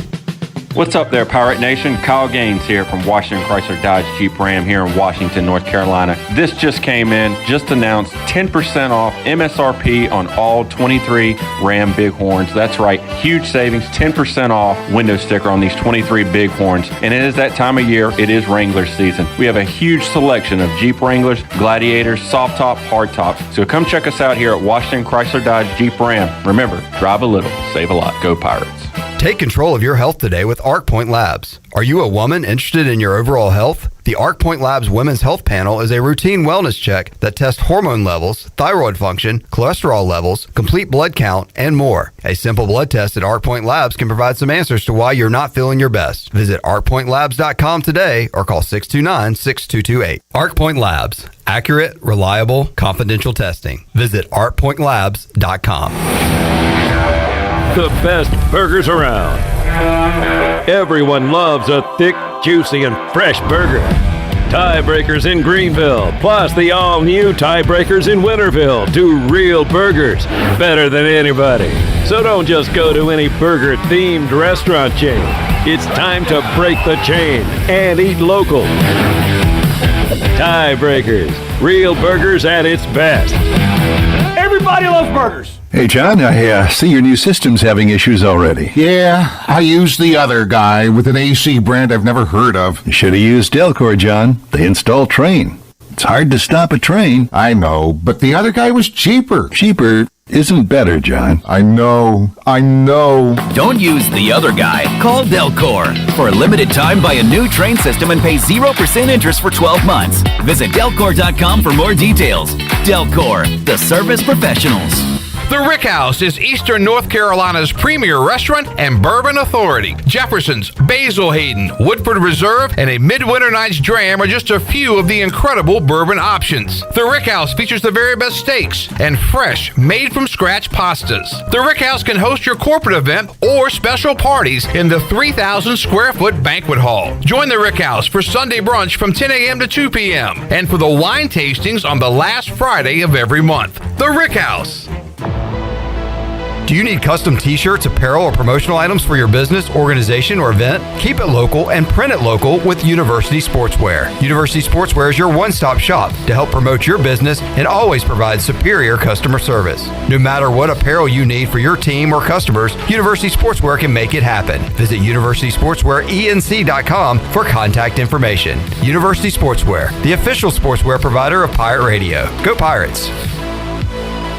I'm Donald Stocks, owner of PIP Marketing Signs Print. We are your one-stop shop for just about anything printed. If we're not your go-to printer, please give us a call at 355-1636. We have over 80 5-star Google reviews and want you to be our next more than satisfied and well-pleased customer. Check us out at growitpip.com or stop in to see us at 3185 Mosley Drive in Greenville. Pip, where business goes to grow. This is Brian Packard, ECU former baseballer. You're listening to Pirate Radio, the voice of Pirate Nation.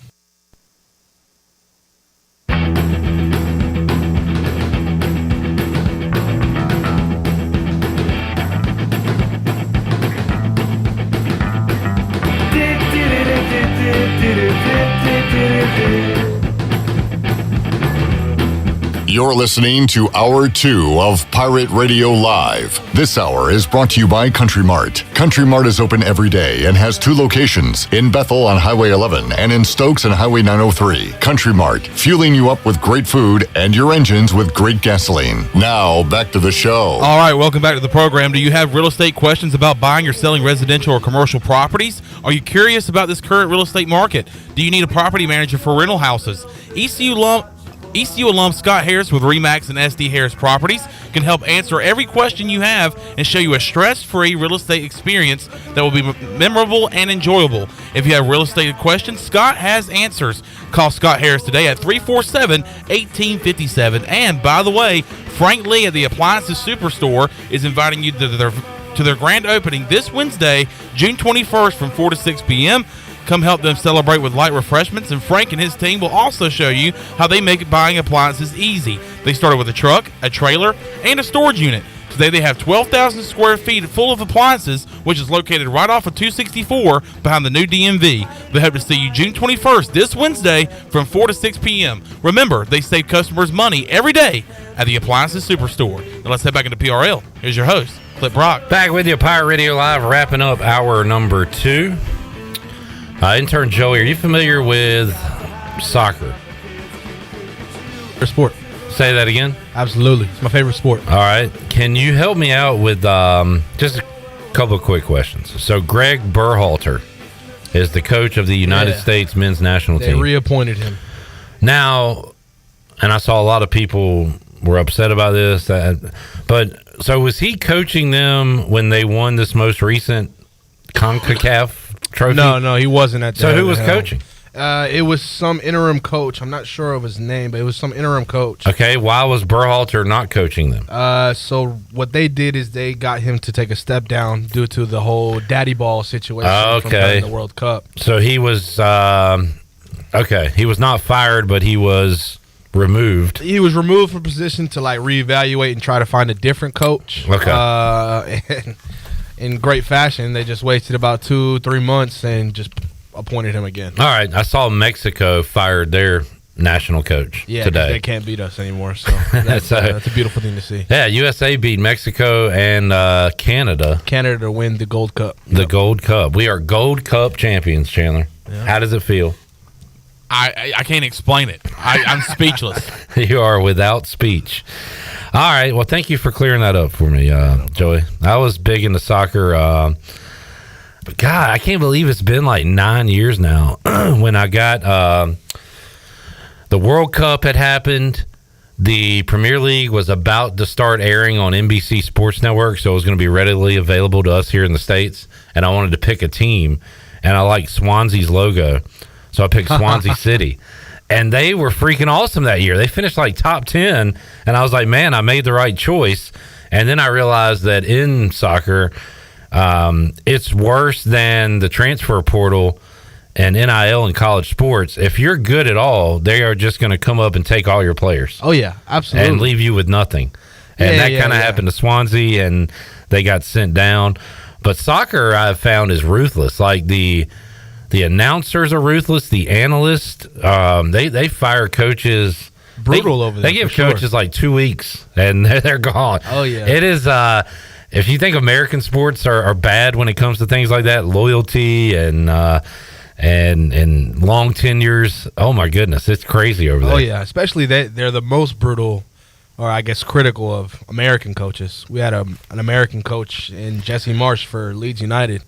He got them. They were doing well, mid-table team, and till they fired him, and they dropped off, and now they're getting relegated. So I'm trying to find out. Swansea had an American coach for a little while. Yeah. And I'll try to pull up his It's funny name. you said you like their logo because shortly after they got relegated, they switched the logo, and now I think they're revamping next season. Oh, with they that went logo. back, they went to an old school logo. But now they're yep. coming back to that logo. I assume that you liked. Bob Bradley was the manager. Gotcha. Who his son Michael was on the national team, right? Michael Bradley. Michael Bradley. Yeah. Him and his shiny head. This has been Soccer Talk on Pirate Radio Live. How about that? I went to a wedding this weekend. Did you really? Yeah, my cuz got married. Nice. And did you dress up? Did you have a suit on? It was just a long sleeve button up, open bar. I was looking good. It was. I had some sweet tea though. But the first song they danced to, I was thinking about this, Chandler. One day you're gonna find the one and get hitched.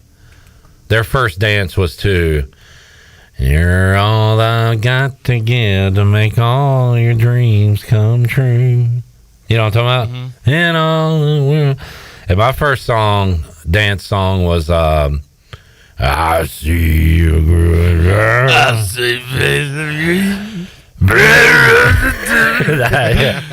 I see the blue from me, and I say to myself, beautiful song. Beautifully sung. I see you. So what's your and your lovely lady's gonna have some input on this, but what do you want your first dance to be to? Why don't we get drunk and why don't we get drunk? Man, they did it right though. It was very quick. It was, the weather helped out. Beautiful weather. It was all outdoors. Amazing food, prime rib. It was awesome. That's going to be very stressful because you plan this wedding. Some people do it right away. They'll plan, they'll go ahead and get the wedding over with. But some people, a lot of people, they'll plan this a year or two out. And you have to hope that the weather's going to be okay that day. Yep. And so it's very stressful. So it's great to know that the weather was perfect. It was perfect back home in my homeland in Sampson County. So, but that's great to have some good weather for awesome wedding. Yeah, and I was wondering why 6:30. It's kind of late, but they did that so it would cool off a little bit. And I mean, it was perfect. It was well done. Outside? The whole thing was outside. Wow. Meet me out. Cash me outside. Cash me outside. How about that? How about that? What'd y'all do this weekend? I went home. Spent some time with the family. Father's Day. Mr. Joe Ed? Yes, sir. Said what's up to them, and what's up, Pops? Now I'm back. Welcome back. I hung out in Roseboro at my dad's place. Went down to my mom's place on Saturday night. They had a guy playing who I really like to listen to. He plays a lot of old country music, 90s country and stuff like that. So I listened to him on Saturday night, had a good time. And then I went to a gender reveal yesterday for a buddy of mine and his wife. How'd they do the reveal? They just had one of those things that you twist and it pops, and they're having a boy. So congratulations to Trace and Brooke. They're having a boy. So I went to that, and then I went back home, and we hung out by the pool, me, Mom, and Dad, and had a good time. Had a good Father's Day. Spent with old Clark. Had a big old time. Mm-hmm. Good deal. Chandler, my dad said he really likes our Bryce Williams song. Said we do a good job on that. Thanks, Junior. Said you also did a good job on your Name That Sound intro. Because I was saying, like, I told my parents I want to be the wedding, not DJ, but I want to do karaoke tracks to every song played at the wedding. Like my voice singing all the songs. I think if we all put together our talents, we could come up with an album, and you won't even need to hire a DJ. No. You just put this disc in, or I guess they do it digitally now. It's like, oh man, you got this CD, right? And you put it in. But no, you just upload it on a computer. What's the CD? Could you imagine us? Exactly. Could you imagine us singing the electric slide or like the cha-cha slide? Yes, I can imagine all that. Right foot, two stop. You say right fart? Right foot, two stop. Okay, good. We're not farting in the song. We could mix it up a little bit. Instead of stop, we can do farts. Two farts this time. Quank, quank. That wedding's gonna stink. Everybody crap your pants. See, this is why we can't do it, man. Did you hear Joey? He said, I did. He said that wasn't going to stink. It was good. That was a good one, but like, we had a good, clean, fun idea, and we just ruined it in a matter of seconds. It's kind of how we do things. Tyler said, got to check out that new Dolly Parton song. Is this a joke? Is that is there a punchline coming? I can smell it. Is there, or are you being serious? He's just not typing fast enough. Is Dolly Parton still putting out music? We'll never know. All right, let's take a break. When we return, Marcus Crandell, Jerris McPhail, two Pirate Greats coming up on Hour 3 of Pirate Radio Live. We'll also make you a winner. That is all ahead when we return. Back with you after this.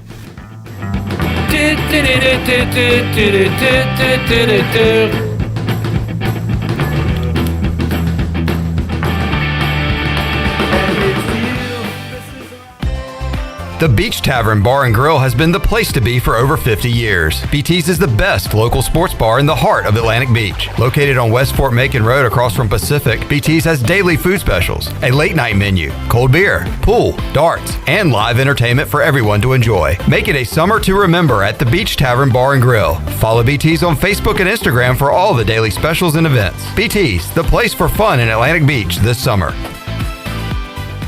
You gotta love the juice at Jersey Mike's. That zing of real red wine vinegar and olive oil blend is even better than the zing of a first kiss. No offense to Brenda DeMarche. It was a fine first smooch for me behind the bleachers. But there's nothing like when that zing of the juice hits your lips for the very first time. Years later, Brenda and I shared a Jersey Mike's sub with extra juice. We had a better time because neither of us had braces. Add a flavor zing with the juice. Jersey Mike's. A sub above. O's fans, City Connect uniforms are here. Baltimore is stamped proudly and fearlessly across the chest. And the uniform is the first in MLB to feature design on the inside.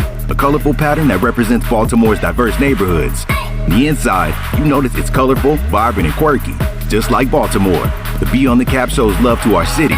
See them on field every Friday home game. Grab tickets at Orioles.com. With merch available at the Orioles team store. You can't clip these wings. This is Dr. Anthony Skalick from Orthopedics East and Sports Medicine Center. Our practice has been caring for the athletes of ECU and the residents of Eastern North Carolina for more than 35 years. Whether it's treatment for your sports injury or it's time for that joint replacement, Orthopedics East provides the latest in operative and non-operative orthopedic care. We also offer on-site physical therapy and MRI services, as well as walk-in urgent care on the weekends from 10 a.m. to 2 p.m. Call us at 757-BONE or visit us online at orthoeast.com and go Pirates! Fifth Street Hardware and Tap Room is serving up the best lunch in town with a different special every day. Come sit on the patio and enjoy wonderful weather with lunch specials for only $9. Fifth Street Hardware and Tap Room is open Tuesday through Sunday for lunch and dinner. Thirsty? Stop in for a cold beer with over 40 taps to choose from. Fifth Street Hardware and Tap Room, next to the State Theater in downtown Greenville. Check us out on Instagram and Facebook. Hi, I'm Annalie Newhoff. And I'm Rob Campbell. And we are with CopyPro. We have been locally owned and operated here in Eastern North Carolina for almost 50 years. CopyPro is the leader in office technology. Does your business struggle with keeping printing costs low or producing professional documents? Here at CopyPro, total customer satisfaction is our #1 priority. We have a variety of solutions to help reduce your printing expenses and make your business more productive. Call us today at 1-800-682-6558 or online at copypro.net. CopyPro, we are the professional office systems people. You've worked hard to make your business successful, and that's why it's really important to always have a bank in your corner when you need them. This is former ECU baseball player Ashley Capps from First Bank, and our experienced team of local bankers includes Lee Watson, Bonner Latham, Chris Richards, Josh Hooten, and Heath Nisbet. To get the business services that are right for your business today, come and see someone on our team at First Bank on Arlington Boulevard here in Greenville. First Bank, together with our customers, we're creating a world where individuals and communities thrive. Member FDIC, Equal Housing Lender.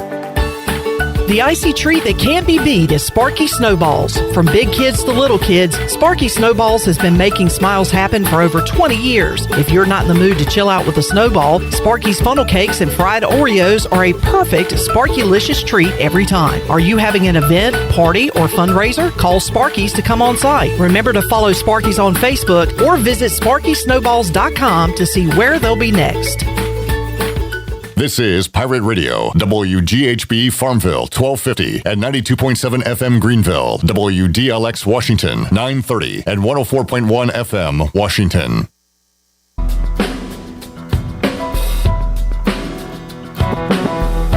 Almost heaven, West Virginia, Blue Ridge Mountains, Shenandoah River. Life is old there, older than the tree. You're listening to Hour 3 of Pirate Radio Live. This hour of PRL is brought to you by Bud Light, reminding pirate fans to stay in the game and drink responsibly. Bud Light, the official beer of the ECU Pirates, and proudly distributed by Carolina Eagle Distributing since 1989. Now, back to the show. Welcome back to the program. Carolina Caliber has the area's largest selection for outdoor shooting sports and accessories, and it's one of the top firearm dealers anywhere. At Carolina Caliber, they have everything you need for hunting, home defense, and personal protection, including a wide variety for ladies and youth. Carolina Caliber will buy, sell, and trade. Carolina Caliber, locally owned and operated since 1960 on Fire Tower Road in Winterville. Now let's head back into PRL. Here's your host, Clip Brock. All right. Be careful out there on those country roads. Bob Huggins may be driving. Huggy Bear. Too soon. Man, that guy has got himself into a heap of trouble in just a matter of like 3 months. And has cost him his job. Two things that can get you in trouble that I know very well. I can relate. Can I guess them? Yeah. Well, I hope this hasn't gotten you in trouble before, but slurs and DUIs. I was going to say, speaking on the radio. Just in general. Yeah. That can get you in trouble, depending on what you say. Yeah. And also drinking and driving. Just two things that, first of all, you can speak on the radio without getting in trouble. I've been able to do that for many years. And I guess technically you can get away with driving while drunk.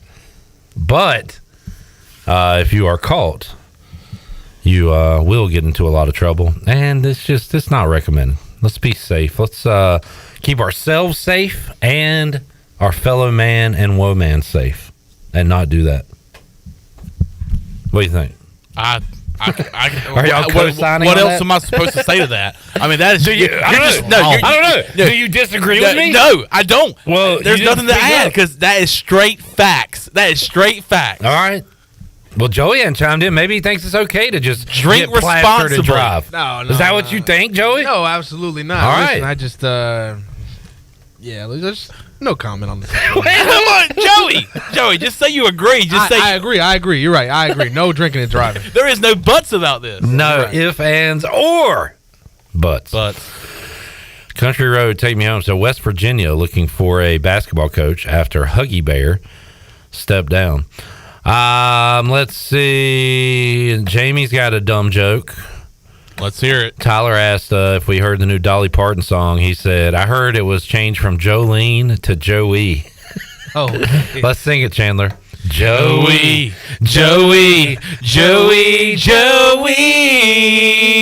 That would be my walk-up song. If Coach Godwin ever wants to give me an at-bat, that's what's going up on the screen. And it's us singing? Yeah. All right, cool. We should do that for the players next year. We should sing their walk-up songs. What was the Taylor Swift thing? Jerry says he got in trouble going to the Taylor Swift concert in Pittsburgh. Was he at the concert or was he like around the concert? I haven't read into it. But so Huggy Bear as Swiftie. I do know it was in the vicinity of a Taylor Swift concert because I just saw somebody tweet, like, can you imagine the juxtaposition of "You belong to me" being screamed out and Bob Huggins is getting arrested? Like, I don't know, kind of. You belong with me. The cop saying, "You belong with me, Bob." Come on in.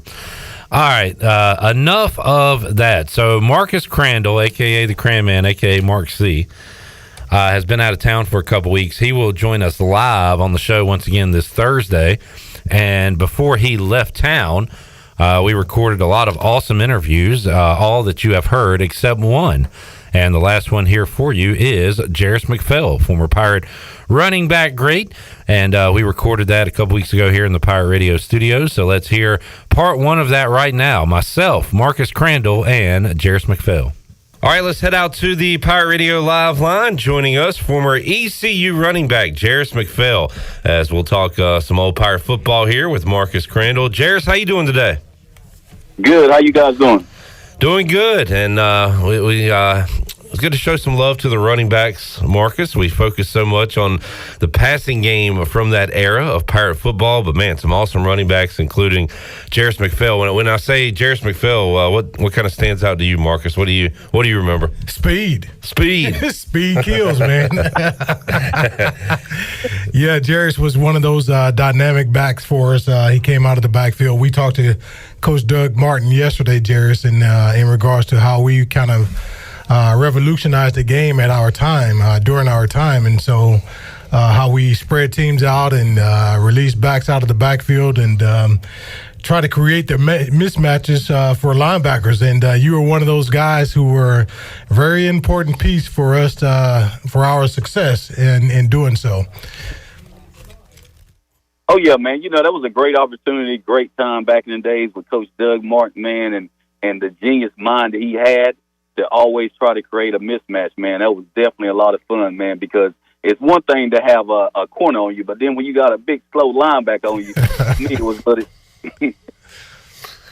Jerris, we've talked a lot, Marcus, about guys changing positions from high school to college and things like that. I'm looking at your stats, Jerris. It has you listed as a wide receiver your first year playing at East Carolina before going to running back the other 2 years. But how about that transition, and what was that like for you?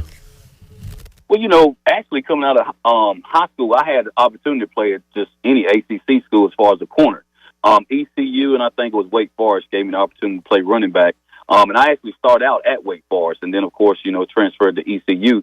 But you know, it was something that, you know, when you're in smaller schools, you play all type of positions. You know, now everybody's sort of specific; they got running backs or DBs. But I just think, you know, it gave me more of an opportunity to actually, you know, play college ball because I was willing to actually, you know, play DB, play corner, play whatever, man. So it was a great opportunity for me. It made, you know, of course, it gave me some advantages that a lot of people didn't have, just being willing to actually change positions.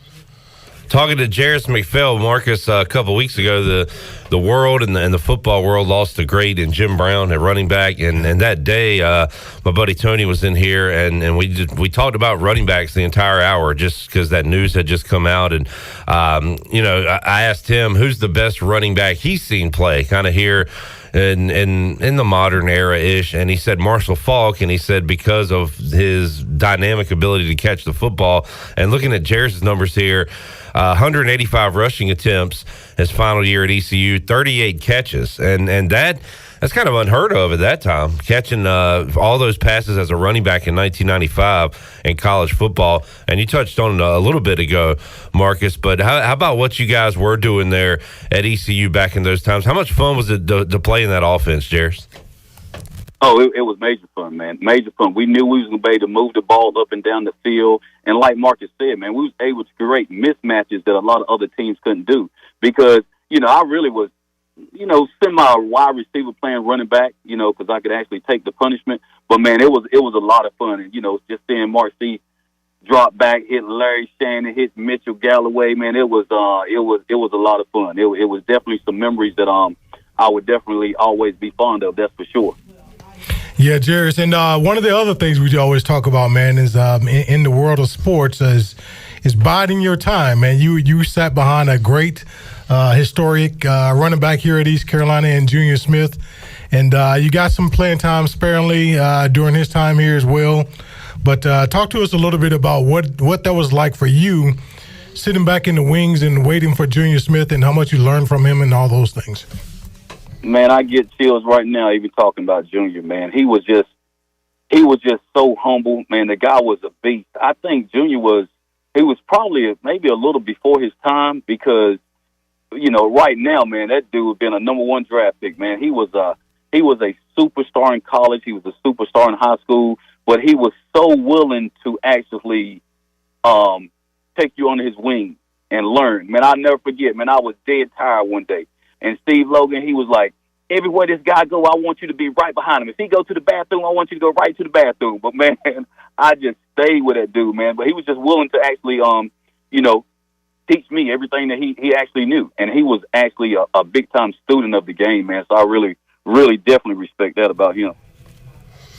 Jerris, you mentioned high school there. Tell us about your high school career. Where'd you go, and what were those years like for you? Man, those years was, we brag about it now because so many guys, back in the days, it was almost like the norm, man, at Clinton High School. For most of us, it's like you play, you was a superstar, you get a Division I scholarship, you can make a choice on which school you wanted to go to. And it was basically almost like the norm, man. For like 5 years, we were just rolling hard. D1 play people throughout.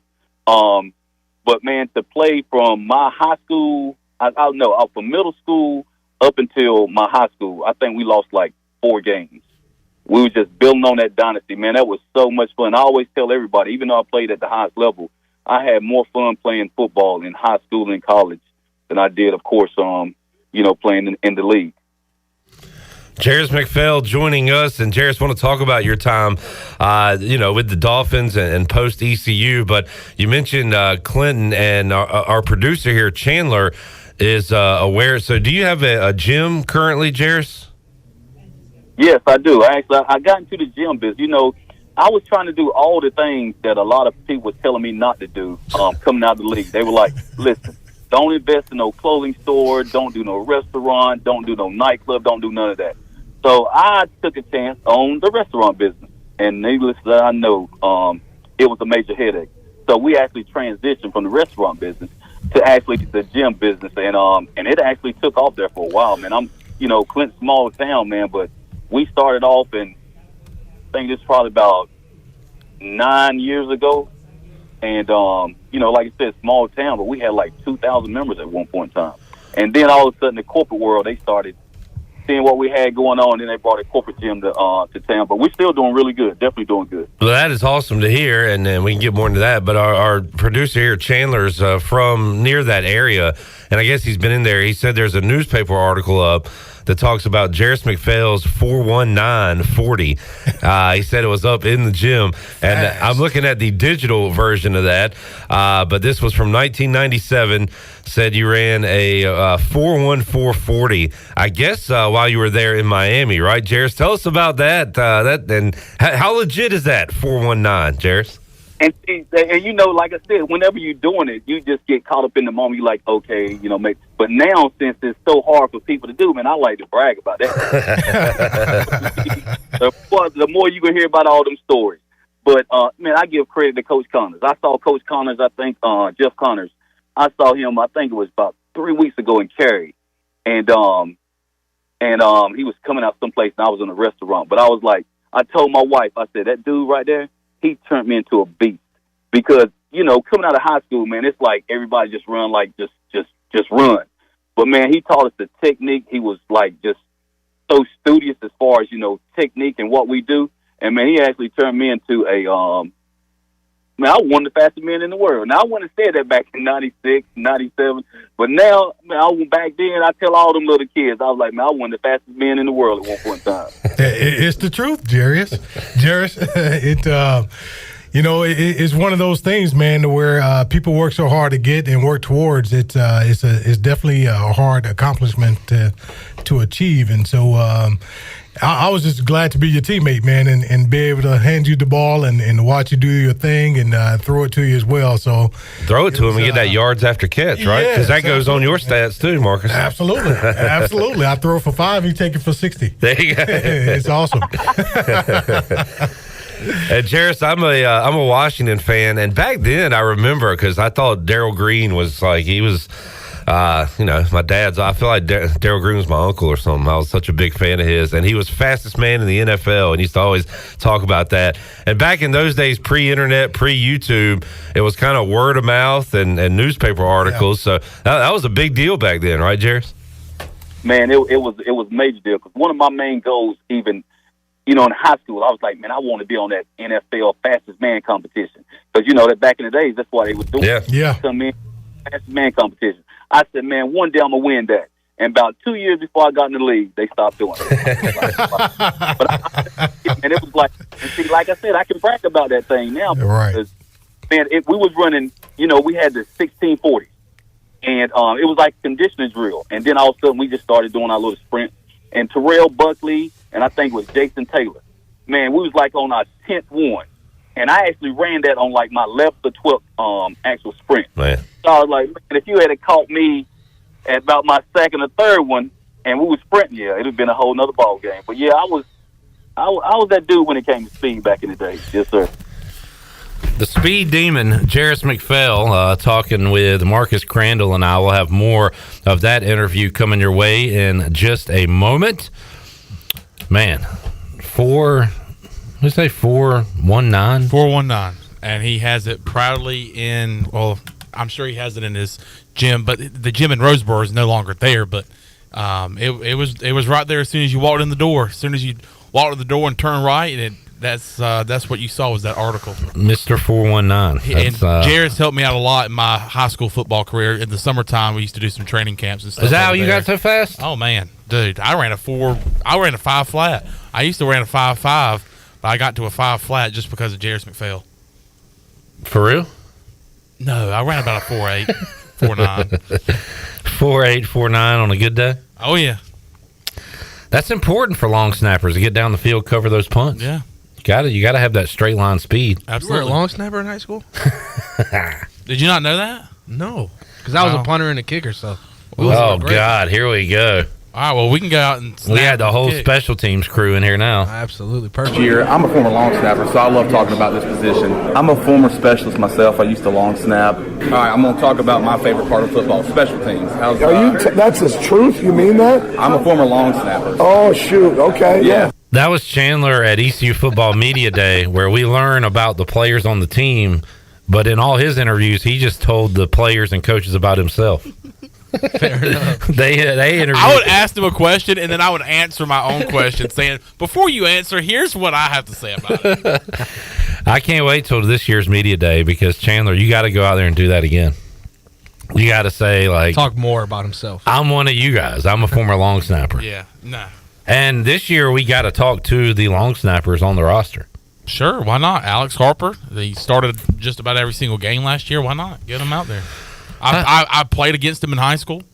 You know what? I'm rooting for him, too, because I saw him quote tweet somewhere on Twitter. They ranked, Barstool does his rankings, top 50 of whatever. No, position. that was stupid Big Game Boomer. But yes, I know what you're talking about. Okay, they did top 50, and he was nowhere to be found, so he'll be number one by the end of the year. But number one on that list, Chandler.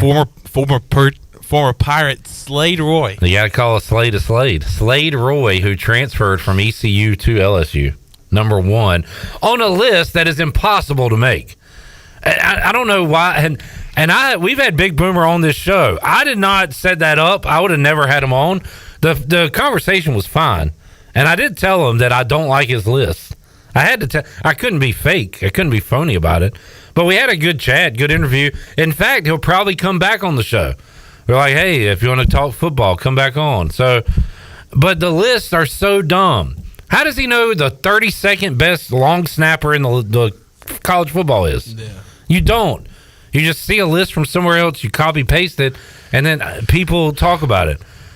I don't know how people get sucked into this crap. I hate it. Do you want to know the truth? What? I am his Phil Steele to long snappers. You gave him that information? Yeah. Is that your list? Yeah, that's my list. Are you Little Game Chandler?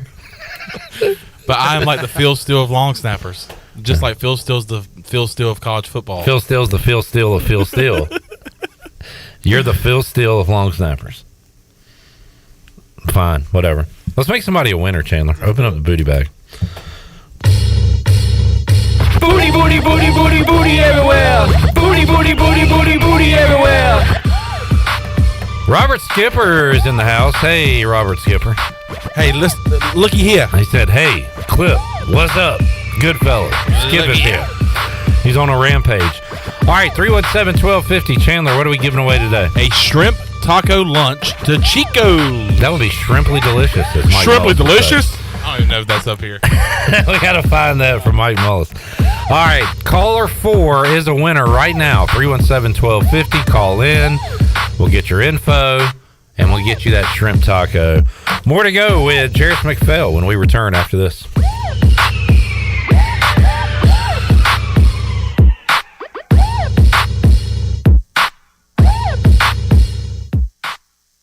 Country Mart has been locally owned and operated for over 40 years and is your premier country store serving the best cheese biscuits and country food around. Country Mart is open every day and has 2 locations in Bethel on Highway 11 and in Stokes on Highway 903. Both Country Mart locations are top-of-the-line fuel stations serving Shell gas, including 93 ethanol-free high-octane gas, which is the best for all you boat owners. Country Mart, fueling you up with great food in your engines with great gasoline. Go Pirates!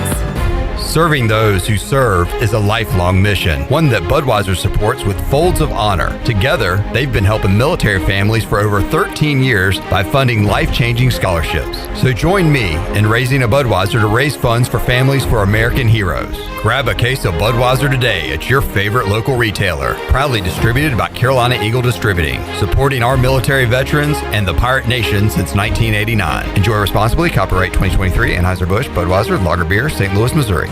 The Doritos Cool Ranch Papadilla. It's the best idea ever. Whoa. The Doritos Cool Ranch Papadilla, that was my idea. My idea. Doritos and pizza. I did that.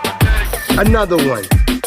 Hey, Pirate fans, Papa John's is the MVP move for game day or any day. Place your order online at papajohns.com and sign up for Papa Rewards. Papa John's, better ingredients, better pizza. Go Pirates. Hi, I'm Annalie Newhoff. And I'm Rob Campbell. And we are with Copy Pro. We have been locally owned and operated here in Eastern North Carolina for almost 50 years. Copy Pro is the leader in office technology. Does your business struggle with keeping printing costs low or producing professional documents? Here at Copy Pro, total customer satisfaction is our #1 priority. We have a variety of solutions to help reduce your printing expenses and make your business more productive. Call us today at 1-800-682-6558 or online at copypro.net. Copy Pro, we are the professional office systems people. Do you ever talk to yourself about where to eat today? And then you hear, Warren's Hot Dogs. Then you're thinking, yeah, 2 hot dogs, chips, and a drink for only $6.25 would be awesome. Warren's Hot Dogs. And maybe some homemade lemonade, perhaps a pizza or a sub, and definitely an apple or peach turnover. Warren's Hot Dogs. Don't overthink where to eat today. Go to Warren's Hot Dogs in Greenville across from Ron Ayers or in Chocowinity next to the fire station. Warren's Hot Dogs, serving the Pirate Nation since 1991. Go Pirates!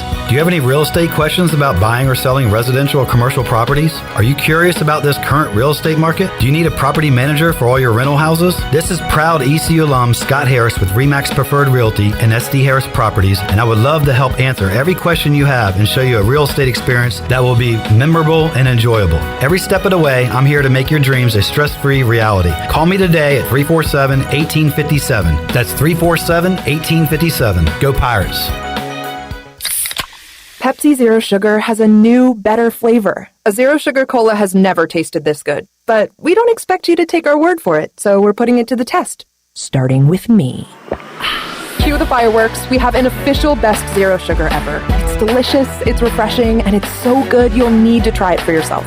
Pepsi Zero Sugar. Zero never tasted so good. That's what I like. Happy 100th anniversary to Minji's Bottling Group. Congratulations on 100 years of refreshing Eastern North Carolina. Hey Pirate fans, this is Cliff Godwin. Summer is upon us, and I want to invite you to attend our CG23 Youth Camp here at East Carolina University. We will offer 3 sessions of camp. All camps will be held at Clark LeClaire Stadium, and campers will get baseball instruction from the ECU baseball staff and players. Campers will play games each day, and each camp ends with our famous Pirate Slip and Slide. Full day and half day sessions offered. For more information, visit cliffgodwinbaseballcamp.com. See you there, and go Pirates.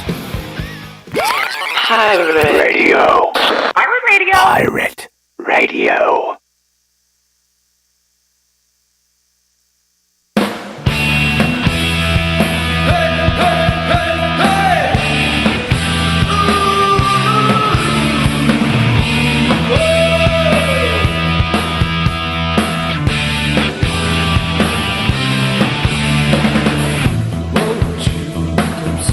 You're listening to Hour 3 of Pirate Radio Live. This hour of PRL is brought to you by Bud Light, reminding Pirate fans to stay in the game and drink responsibly. Bud Light, the official beer of the ECU Pirates, and proudly distributed by Carolina Eagle Distributing since 1989. Now, back to the show. All right, welcome back to the program. Orthopedics East and Sports Medicine Center has been caring for Pirate Nation and the student athletes at East Carolina University for more than 35 years and are the official team physicians for ECU. Orthopedics East and Sports Medicine Center provides a variety of general and specialized operative and non-operative orthopedic services to meet the needs of the patients in Eastern North Carolina. For more information, call 757-2663 or visit orthoeast.com. And congratulations to Mark Hall of Winterville. He is the winner of a shrimp taco lunch to Chico's. Grab your amigos and head to Chico's. Enjoy your favorites like shrimp tacos, steak and chicken fajitas, burritos, enchiladas, ACP, and more. Plus, ice-cold cervezas and Chico's famous margaritas are always available. For Mexican food and fun, it's got to be Chico's. Now let's head back into PRL. Here is your host, Clip Brock. Back with you, Pirate Radio Live. Steve Hill said that Joey was the only person in the greater Greenville, Pitt County area who didn't know Chandler was a former long snapper. We've been trying to get the word out as much as we can. We didn't get to Joey. So tell a friend, Joey. We got to spread the word. Gotcha, I will. All right. Congratulations, former D.H. Conley Viking and current Pirate Dixon Williams. He has been named the Cal Ripken League Offensive Player of the Week. So he was hitting the ball last week for the Bethesda Big Train. The Big Train. He's having he's kind of having a Ryan McChrystal-isk Ryan McChrystal-isk summer. No, yeah, I think you're trying to go esque on the end of that. He's having a Ryan McChrystal-esque. There I go. Ryan McChrystal-esque summer when it comes to hitting the baseball. Thank you for saying that. Let's get back to the interview. Jerris McPhail and Marcus Crandell, as had those guys in here a couple weeks ago. Let's hear part 2 of that chat. And now looking more modern times, Marcus, we've had some speed demons here at East Carolina. About 15 or so years ago, it was Chris Johnson who blew it up at the NFL Combine with his 4.24 and had a great NFL career. And now another Pirate, Jerris, trying to make it in the league is Keaton Mitchell, who has that world-class top speed. Were you able to watch those guys in the purple and gold? What'd you think about those speedy running backs for ECU? Oh, yes, sir. Yes, sir. Beast. Chris Johnson was a monster, man. He could take that punishment, and he had that breakaway speed, and it was obvious what he did in the NFL. And yeah, even with the guy that's coming out now, man, this guy he's shifty. He can catch the ball out of the backfield, and he has that breakaway speed. And they used to always tell us one thing: you can't coach his speed. Now you can coach technique, but if he's fast, he's just gonna be fast. So you have to sort of coach the technique. But man, these guys gonna, especially the guys coming out now, man, he's going to definitely make a major impact, and somebody's going to definitely have a great running back. That's for sure. Jerris McPhail joining us. Jerris, I remember going to school. If you were fast, you were pretty cool. You used to go out and race folks, and if you could beat them, you were the man. So, like, at what point did you know, man, I'm faster than everybody? Were you racing kids when you were younger? What was that like growing up?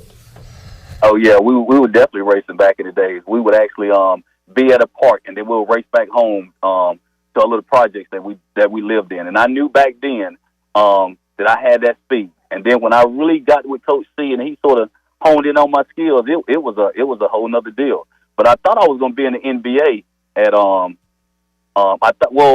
think even out of high school I was 6'2". But then when I actually got measured at the NFL Combine, for some reason I shrunk to like 5 3/4. So that was a problem. But I thought I was going to the NBA, and because I used to dunk on the folks.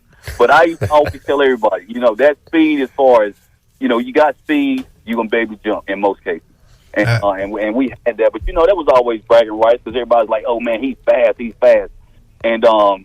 it used to help me back in the days with a couple of girls, too. So that was real good. Awesome. hey, Jerry, so that speed got you the opportunity, as we talked about, to get drafted by the Miami Dolphins, and then you were able to experience something that a lot of people haven't experienced, was to play with a Hall of Fame quarterback in Dan Marino. I know you and I talked about that over the years when you were there, but just give us a little brief synopsis of what that looked like for you and how that experience was for you going into the Miami Dolphins stadium or facilities and then seeing one of the best quarterbacks to ever play the game? Man, it was crazy. Dan, man, he was so cool. Great guy to hang out with. On that football field, if you didn't do what you were supposed to do, now he definitely get on the foot. But, man, I was just like a wide-eyed deer, coming from ECU, small town, and then all of a sudden you got to play, and you're in the locker room with Hall of Famers. Man, it was a great experience. But, of course, and I know you know, Marcus, because you actually, you played pro ball, and it was a deal to where that NFL is not for long. And one thing about it, I was fast, but whenever you do things like you run a 4.19, you already know what comes with that. Every time you touch the ball, you're going to have to go at least 60 or 70 yards. And when the injuries start to kick in and stuff like that, it can be real frustrating. But, man, just to say, man, because one thing I brag about now, and I do a whole lot more bragging, it's just because I'm an old dude. I'm an old head now. Back in the days, I didn't do that. But, man, I caught a touchdown pass from a Hall of Famer, and I had the third longest touchdown run in Dolphin history at that time, wow. 71 or 73 yards on Monday Night Football. So, man, it was great. It was great. And, man, I was just so thankful for the opportunity. But, of course, with some of the ebbs and flows in life, man, you sort of have to transition, and that's pretty much what we did. But, man, it was a great opportunity. Great opportunity. Jerris McPhail joining us. We talked to Pernell Griffin yesterday, Jerris, and he told a story about meeting the bus, Jerome Bettis, right there at the line, and just the thud of the sound that made.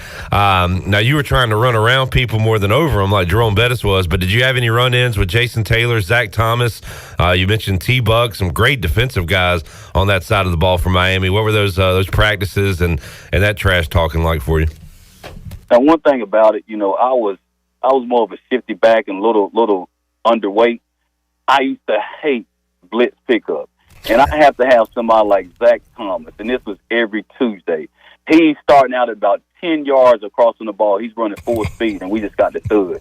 Now, he was killing me most of the time, but I do have a picture where I'm just striking out, and he's just trying to dive for my toes. So, and I definitely got that, and I always keep that. But that was a lot of fun, man. Jason and Zach, man, they Hall of Famers, man, and to just be on the field with them, and we all used to live in the same community, man, that was big. But Zach, yeah, you talk to Zach right now. Zach will remember me. I know he will. I tell my friends now, like, yeah, man, I made Zach what he was. Hey, Jerris, I know you talk about you brag a lot more nowadays than you had been in the past, or than you did in the past. But I know for sure you're a man of faith and all of that. So let's give them a different picture of what that's like and where that bragging really kind of stemmed from in regards to God's plan for you, man. Man, one thing about it, man, a lot of people, and one of my greatest, I guess, remarks I can get from people is that they don't know me, that I'm so humble, and then it's almost like you have to sort of tell them what you did, and that's always good because I've always came from a humble background. I'm just joking about even the bragging and stuff like that. It just feels good to be able to do some of the things that so many people dream about doing. But man, God, man, like most athletes, we start completely from the bottom. You actually go through life and you do certain things and you're thankful for it. But man, I know at the end of the day, if it wasn't for the good Lord up above, man, I wouldn't even be here and I wouldn't be as successful as I am right now, even as a businessman. So I'm definitely thankful, man. I give him all the praise, man. We got a little saying that we say at the gym: God first, hard work, can't lose. So that's our motto, man. That's what we live by. Yeah, absolutely, man. That's awesome. Jerris McPhail joining us, Pirate Radio Live Line. Jerris, who are your favorite running backs to watch these days when you turn on an NFL game? Well, man, right. If you hadn't said anything, I would say throw them right out right now.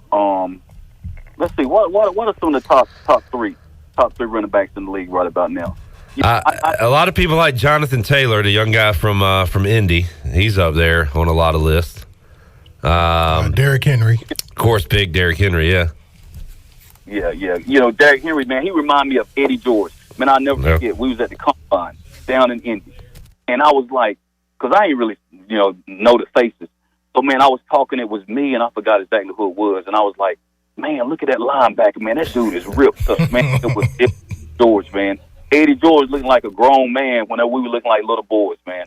So, you know, you got people like Derrick Henry, that's the beast. And like you said, Taylor, man, he's just so versatile in everything that he's doing. You know, there's a lot of great ones out there, man.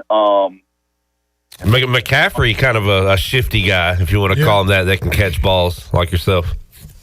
And, you know, back in the days, man, people like McCaffrey, you always wanted to sort of play in what they would call that West Coast offense. Because somebody like myself that was a receiver out of the backfield, man, I always loved those guys. And then like Mark C. was saying, you know, that Marshall Faulk and being that versatile back, those are the type backs that I like. You know, Derrick Henry, he's a grown man and he's a bruiser. But I like the ones that sort of can catch that thing and make them linebackers look about crazy. Yeah, you mentioned Junior Smith being before his time. McCaffrey is one of those guys that kind of reminds you of Junior Smith in regards to, you know, he's not tall in stature, but, man, he can bring it when he wants to. He's hard to cover out of the backfield, and he's so versatile, like you said, to get matched up with linebackers and make big plays. And, yeah, like you said, Junior, if he was coming out of college today, so to speak, he probably would be in those top categories of offensive running backs coming out of college and into the NFL, possibly. I tell everybody, man, first or second round all day if he was coming out right about now. He reminds me a lot of the guy from, I forgot his name, from Kansas State. His dad is actually a coach, I think a coach for a recruit for the Cowboys. But, man. Deuce Vaughn. Yeah. Junior was way ahead of his time, man. But, man, I'll tell you this crazy story when I was down in Cleveland. Because, man, I had the opportunity, like you said, to play with Dan Marino, Hall of Famer. But also, I was in Detroit with Barry Sanders. But I've never in my life with Barry Sanders seen a running back go in a hole and come out at the same speed. Man, Barry, and you talk about humble, and you talking about, man, in practice, he just ran some sprints every now and again. But, man, that dude was he was a joy to watch. I've never been on a team where all the defensive guys would stand up when the offensive was actually on the field. Straight beat. Man, that's awesome. But man, I went to Cleveland, right? I got drafted to Cleveland in the expansion draft. And I went to Cleveland, and, you know, in high school I was 23. East Carolina I was 23. So I said I couldn't get 23 when I was down in Miami, so I was going to go 32. So I was 32 in Miami. So then when I left Miami and I got drafted in the expansion draft to Cleveland, I said, man, I was in the training room, and I said, listen, I'm going to go ahead and switch that up. I'm going to keep on 32. Man, that was Jim Brown, though, man. They looked at you like... I forgot where I was at, man. I was like, man, crazy. But yeah, man, it was a great time, great experience, man. And I just thank the Lord for how He's blessed my life, man, and gave me so many opportunities. And, man, I just look forward, man, to making things happen nowadays. All right, before we let you go, Jerris, we like to look back, and I like to ask the folks about their favorite plays or memories or games or moments when you go back and think about your time at ECU. What kind of pops in your brain? Well, you know, it's definitely those Liberty Bowls, and being able to go, you know, back-to-back Liberty Bowls. That was definitely, you know, a great experience for me. But one thing I definitely remember, and, you know, now I don't even fly. I have to drive. I'm about like, well, anyway, I don't. I was going to say, John Madden used to not fly. I'm like John Madden. If I can't drive there, I'm not going there. But I would never forget I think it was my sophomore year. We actually went, and that was my first plane ride. My first plane ride in the world was with ECU when we went to play the Huskies, Washington. So you know how long that flight was. We go over there and we played the Huskies and Napoleon Kaufman. Man, whoo! Now they beat us up pretty good, but that whole experience, man, that was big for us. And to go to a stadium like that, man, it was crazy, man. So yeah, definitely. Yeah, it was definitely an eye opener, right, Jerris? Like we came from, we're both from small towns. Yours was as far as the high school level, as I was 1A, you guys were a little bit higher. But coming from a small town and going to see that kind of stadium, that atmosphere, man, it was definitely eye opening for sure. Man, it was eye opening, and you know, like some people take for granted, man. It was like a lot of us, man. It was our first flight. You know, college. When you go to college, like that's the first time you ever fly. Which you would think, you know, now it's almost like the norm. But, man, it's just so eye-opening, man. It's such a blessing experience to be able to sort of, you know, travel the world and and do what you really love to do, man. So it was a great time, man. But I'm just so thankful for ECU giving me that opportunity, man. I was so thankful to try to do my best to represent ECU when I was in the league, man. It was great, man. Great. Mr. 419 made Zach Thomas a Hall of Famer. Jerris McPhail joining us. So that's how I'm going to promote you now. That's it. Marcus, anything else for Jerris before we let him go today? All good, man. And Jerris, keep up the good work, man, on your business endeavors and everything that you're doing right now. And always, as usual, man, keep the faith and stay strong in the Lord for sure. Hey, man, you guys keep us in prayer, man. I definitely appreciate it. Anytime we can do anything, man, to help you guys, whatever we can do, just let us know. But we're thankful. Jerris McPhail, awesome to catch up with the former Pirate running back, and Marcus Crandell part of that as well. And Mark C., as his old teammates call him, Marcus Crandell will join us back live coming up on Thursday with more great interviews. Walks down memory lane and talking about what's going on today with Pirate football and more. We'll take a break, come back, more to go. Pirate Radio Live. We'll take a look at the Buccaneer Music Hall scoreboard when we return after this.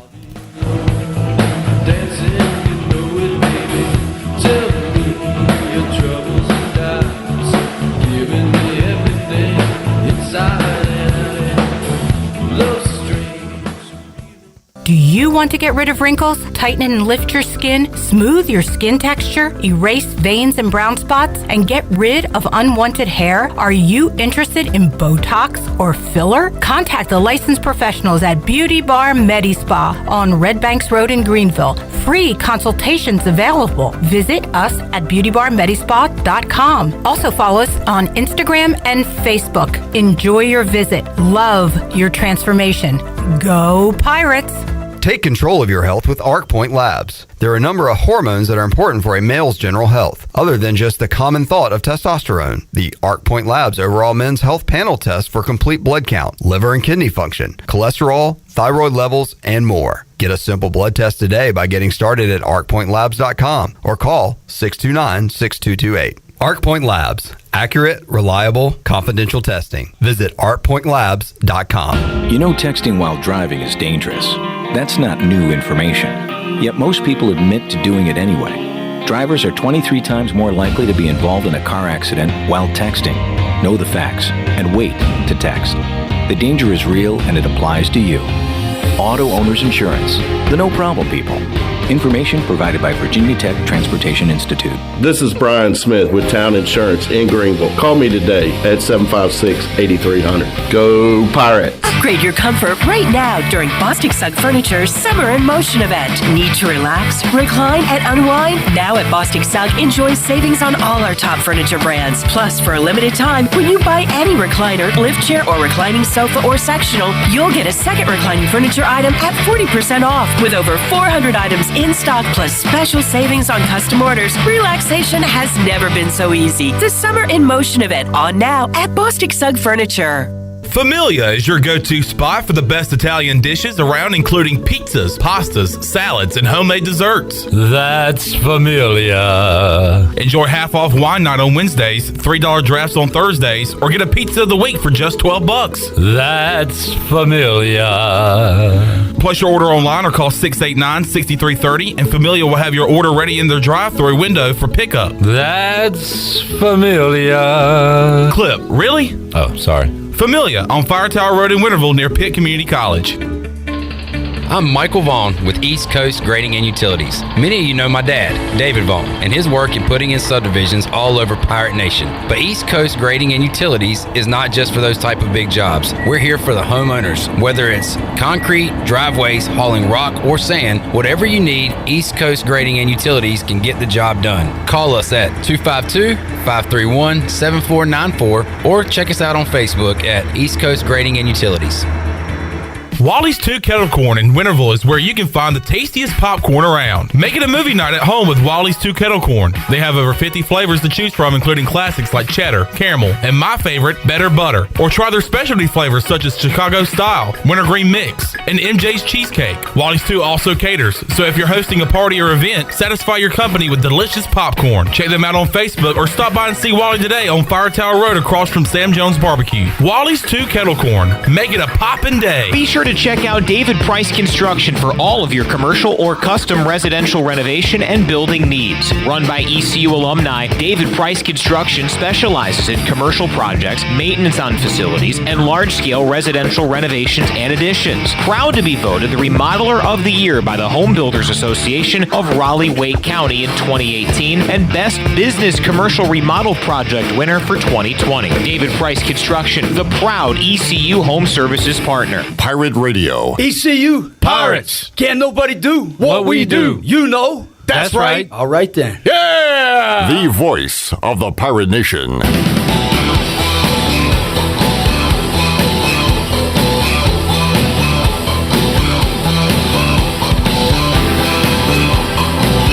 You're listening to Hour 3 of Pirate Radio Live. This hour of PRL is brought to you by Bud Light, reminding Pirate fans to stay in the game and drink responsibly. Bud Light, the official beer of the ECU Pirates, and proudly distributed by Carolina Eagle Distributing since 1989. Now, back to the show. All right, welcome back to the program. Quality Equipment is your full-service John Deere dealer with 28 locations to serve you.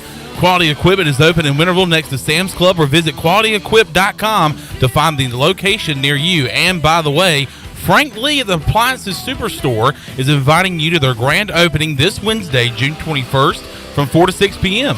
Come help them celebrate with light refreshments, and Frank and his team will also show you how they make buying appliances easy. They started with a truck, a trailer, and a storage unit. Today they have 12,000 square feet of full of appliances, which is located right off of 264 behind the new DMV. They hope to see you June 21st, which is this Wednesday, from 4 to 6 p.m. Remember, they save customers money every day at the Appliances Superstore. Now let's head back into PRL. Here's your host, Clip Brock. All right, real quick, guys. Let's come up with a list of every sporting event that's going to happen between now and football. Because during the break, I was thinking I wish we just had something like a bigger sporting event. So like the Olympics is next year. I just looked it up. 2024 in Paris. Oui. World Cup was last year, so we got to wait for that. So y'all just chime in. You got Major League Baseball. Mm-hmm. Yeah. Okay. Is there another major? You have golf. You got golf. You got NASCAR. You've got USFL, which I think is coming down to the wire. Mm-hmm. You've got WNBA. You've got some UFC, I'm sure. Are you guys not going to contribute at all? I wish I had my phone because my phone's in there charging. I can't think of anything. Now I cannot NBA draft. NBA draft, which is coming up this Thursday, by the way. Yeah, be fun to watch. And you said now until football. You've got yes, you've got. Because I was going to say preseason football, but it doesn't count. The basketball tournament, which has been kind of fun to watch, where like former guys get together and play on teams, Boeheim's Army and all that. It's kind of entertaining. Could we have maybe a celebrity golf tournament thing? Yeah, we actually do have that coming up. Like, Brady played with Barkley's been in it before. It's coming up soon, Chandler. I like those. Let me find that real quick. But yeah, we need something else, I'm looking at this all sports calendar, and I'll tell you what, there's not much of interest. We need like a World Cup. We need an Olympics or something. A random ass football game in the middle of summer for us to You watch. got some live golf next week? CFL, Canadian Football League. Something you can watch. The Tour de France. Tour de France. Tour de France. I'm all in on the Tour de France. Tour de France. So the match 2023, who is in it? Who is in the match? The match. Trying to find the match. World Table Tennis Series. Right, now we're talking. Oh, tonight on ESPN, one of the networks, pickleball championships. Sweet. Pro pickleball. There's pickleball every Thursday at the on Elm Street. Over there on Elm Street. Yeah. Interesting. All right. Let's see. June 29th, 2023. Patrick Mahomes, Travis Kelce will go up against Klay Thompson and Steph Curry. I like that. I will not be watching it, but Chandler will. You can fill me in. Steph Curry is a really, really good golfer. That he is. All right. Let's take it. Tyler said Nathan's hot dog eating contest. Oh, there's course. another one. We gotta talk to Richard Shea coming up soon. And Joey is participating in, is that a mock draft basically? Just a little refresher. But it's mock draft season, fantasy football season. That's exciting as well. We'll take our last break, come back, get ready to wrap it up here on a Monday. More to go. Pirate Radio Live, back with you after this.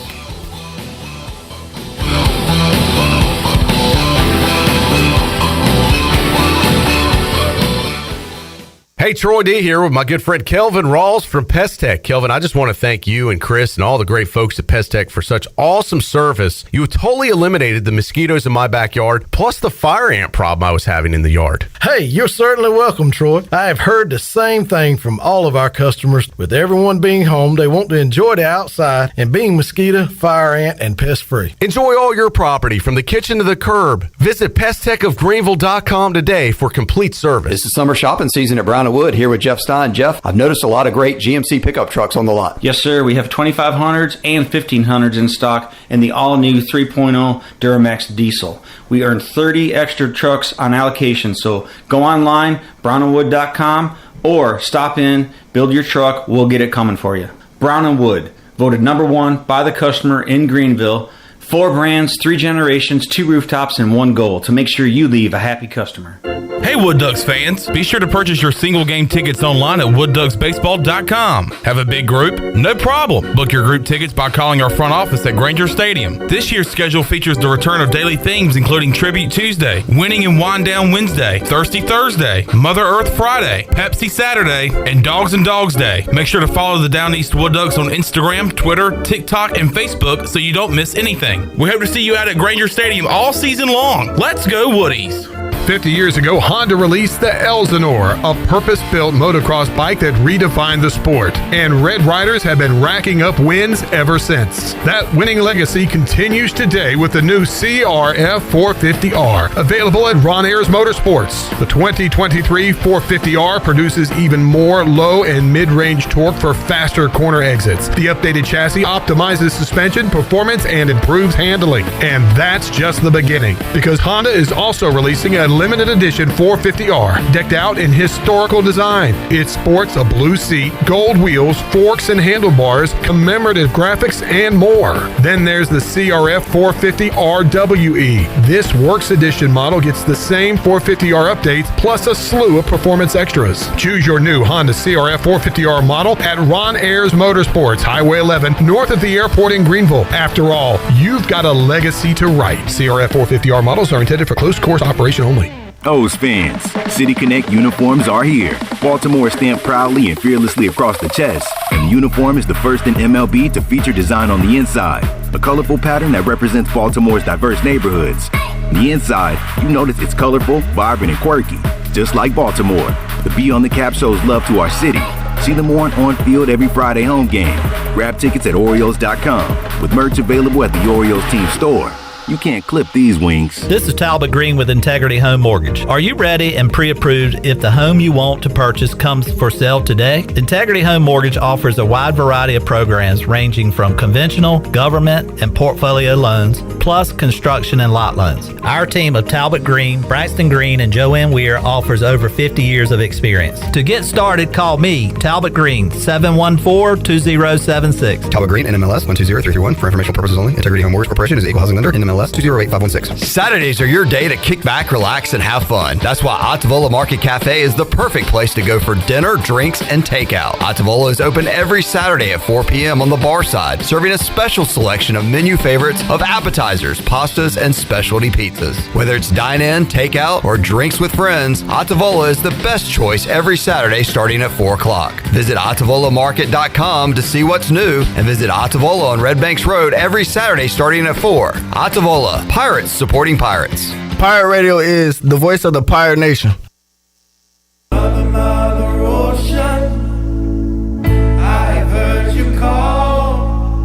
I wanted to sail upon your water since I was 3 feet tall. You've seen it all. You're You're listening to Hour 3 of Pirate Radio Live. This hour of PRL is brought to you by Bud Light, reminding Pirate fans to stay in the game and drink responsibly. Bud Light, the official beer of the ECU Pirates, and proudly distributed by Carolina Eagle Distributing since 1989. Now, back to the show. Welcome back to the program. Did you miss the show on Pirate Radio? Listen to all of Pirate Radio's archived local programming by subscribing to us on wherever you get your podcasts. Subscribe today by going to the podcast app on your phone and visit pr927fm.com. Now let's head back into PRL. Here's your host, Clip Brock. All righty, wrapping it up here on a Monday. Great job, Chandler. Great job, Joey. Joey, do you think in the next 30 seconds you can name a player to hit a home run tonight? Or should we start tomorrow? I want to start doing this every day and see how we do. Can we choose a game together, and then I'll choose a hitter out of that? Well, I was looking at the Rangers and the White Sox. Rangers and White Sox? Anybody stand out to you? Tell you what, let's start tomorrow. Start tomorrow? Yeah, fresh day. We'll look at the schedule. Everybody will be playing on Tuesday. So we'll have a full slate, and we'll pick our home run hitters for the night. Chandler, your Nationals are down 6-5 in the 7th inning to the Cardinals. Sweet. On the Buccaneer Music Hall scoreboard, presented by the Buck. The Buck. Tennessee stays alive with a win over Stanford today. LSU and Wake playing tonight. Enjoy the action, and we have enjoyed you being a part of our show today. We'll talk to you coming up on Tuesday's edition of Pirate Radio Live. For Chan Man, Joey, the crew here, I'm Clip Rock. Jeff Charles, take us home. Have a great night, Eastern Carolina. Thanks for listening to Pirate Radio Live, an exclusive presentation of the voice of the Pirate Nation. This is Pirate Radio, WGHB Farmville, 1250 and 92.7 FM Greenville, WDLX Washington, 930 and 104.1 FM Washington. Over the weekend, and then there's a lot of rumors before we get underway for this NBA draft that comes your way on Thursday night. Let me start you off with the Brad